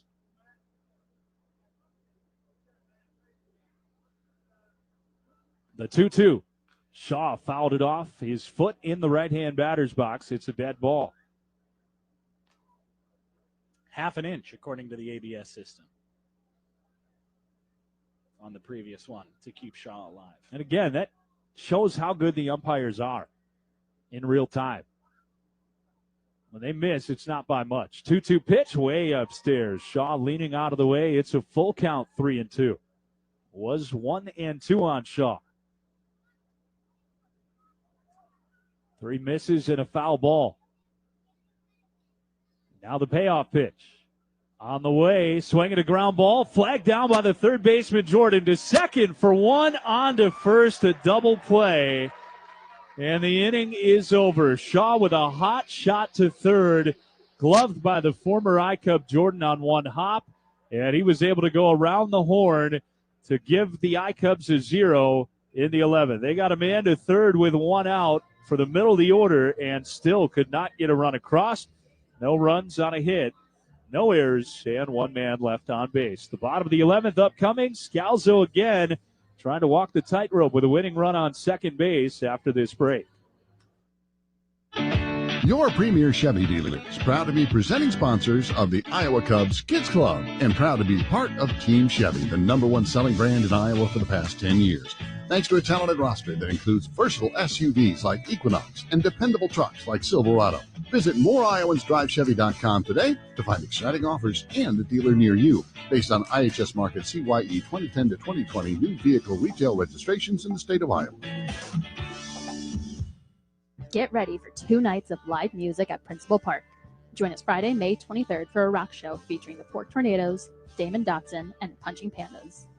Then on Saturday, May 24th, country star Craig Campbell takes the stage with Jordan Beam and Brad Morgan.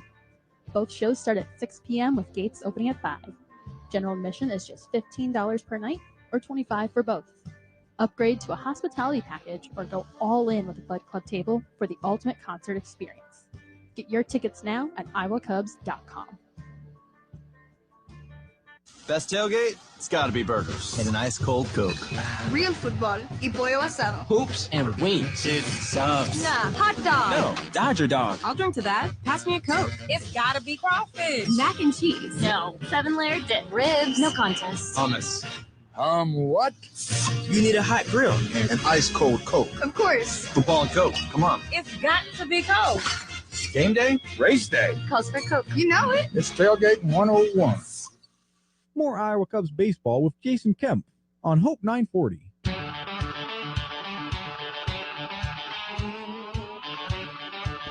The iCubs have had 2 chances here in extras to score their first run of the game. They haven't been able to do it, and that means Frankie Scalzo Jr. is back out with a winning run on second.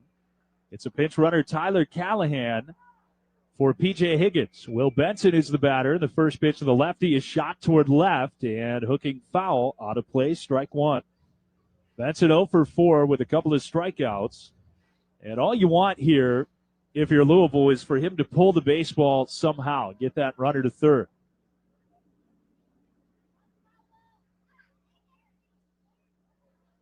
Scalzo to the plate, backdoor for a strike. Nice pitch. That was not in the strike zone until the very last second, and it's now 0-2.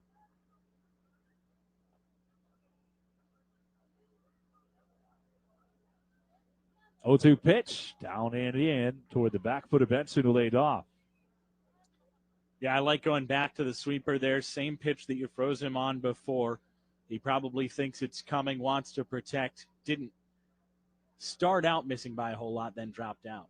2-strike pitch again in the dirt, blocked by McGuire, who couldn't find it initially, started to panic a bit, but located it quickly enough that Callahan, who has 6 stolen bases this year, has to stay at second. You have to keep an eye on him. Great speed out there in scoring position. And now, the manager, Pat Kelly, coming out to talk very sternly with a home plate umpire, Tom Fornarola. I'm not sure what he could be upset about here. I think he thought that Reese McGuire may have taken off his mask and touched the baseball with the mask, which would be the like scooped it up yeah, in fair territory, the which dislodged would be equipment rule, the detached equipment rule, which would advance the runner to third. Well, that would be a hard way for that to occur. And did the base umpires see that happen? They're meeting now on the left side of the mound, and they're going to say no, that did not occur. And I thought he set his mask down and grabbed it with the bare hand, which I believe is what Tom Fornarola, the home plate umpire, had ruled initially.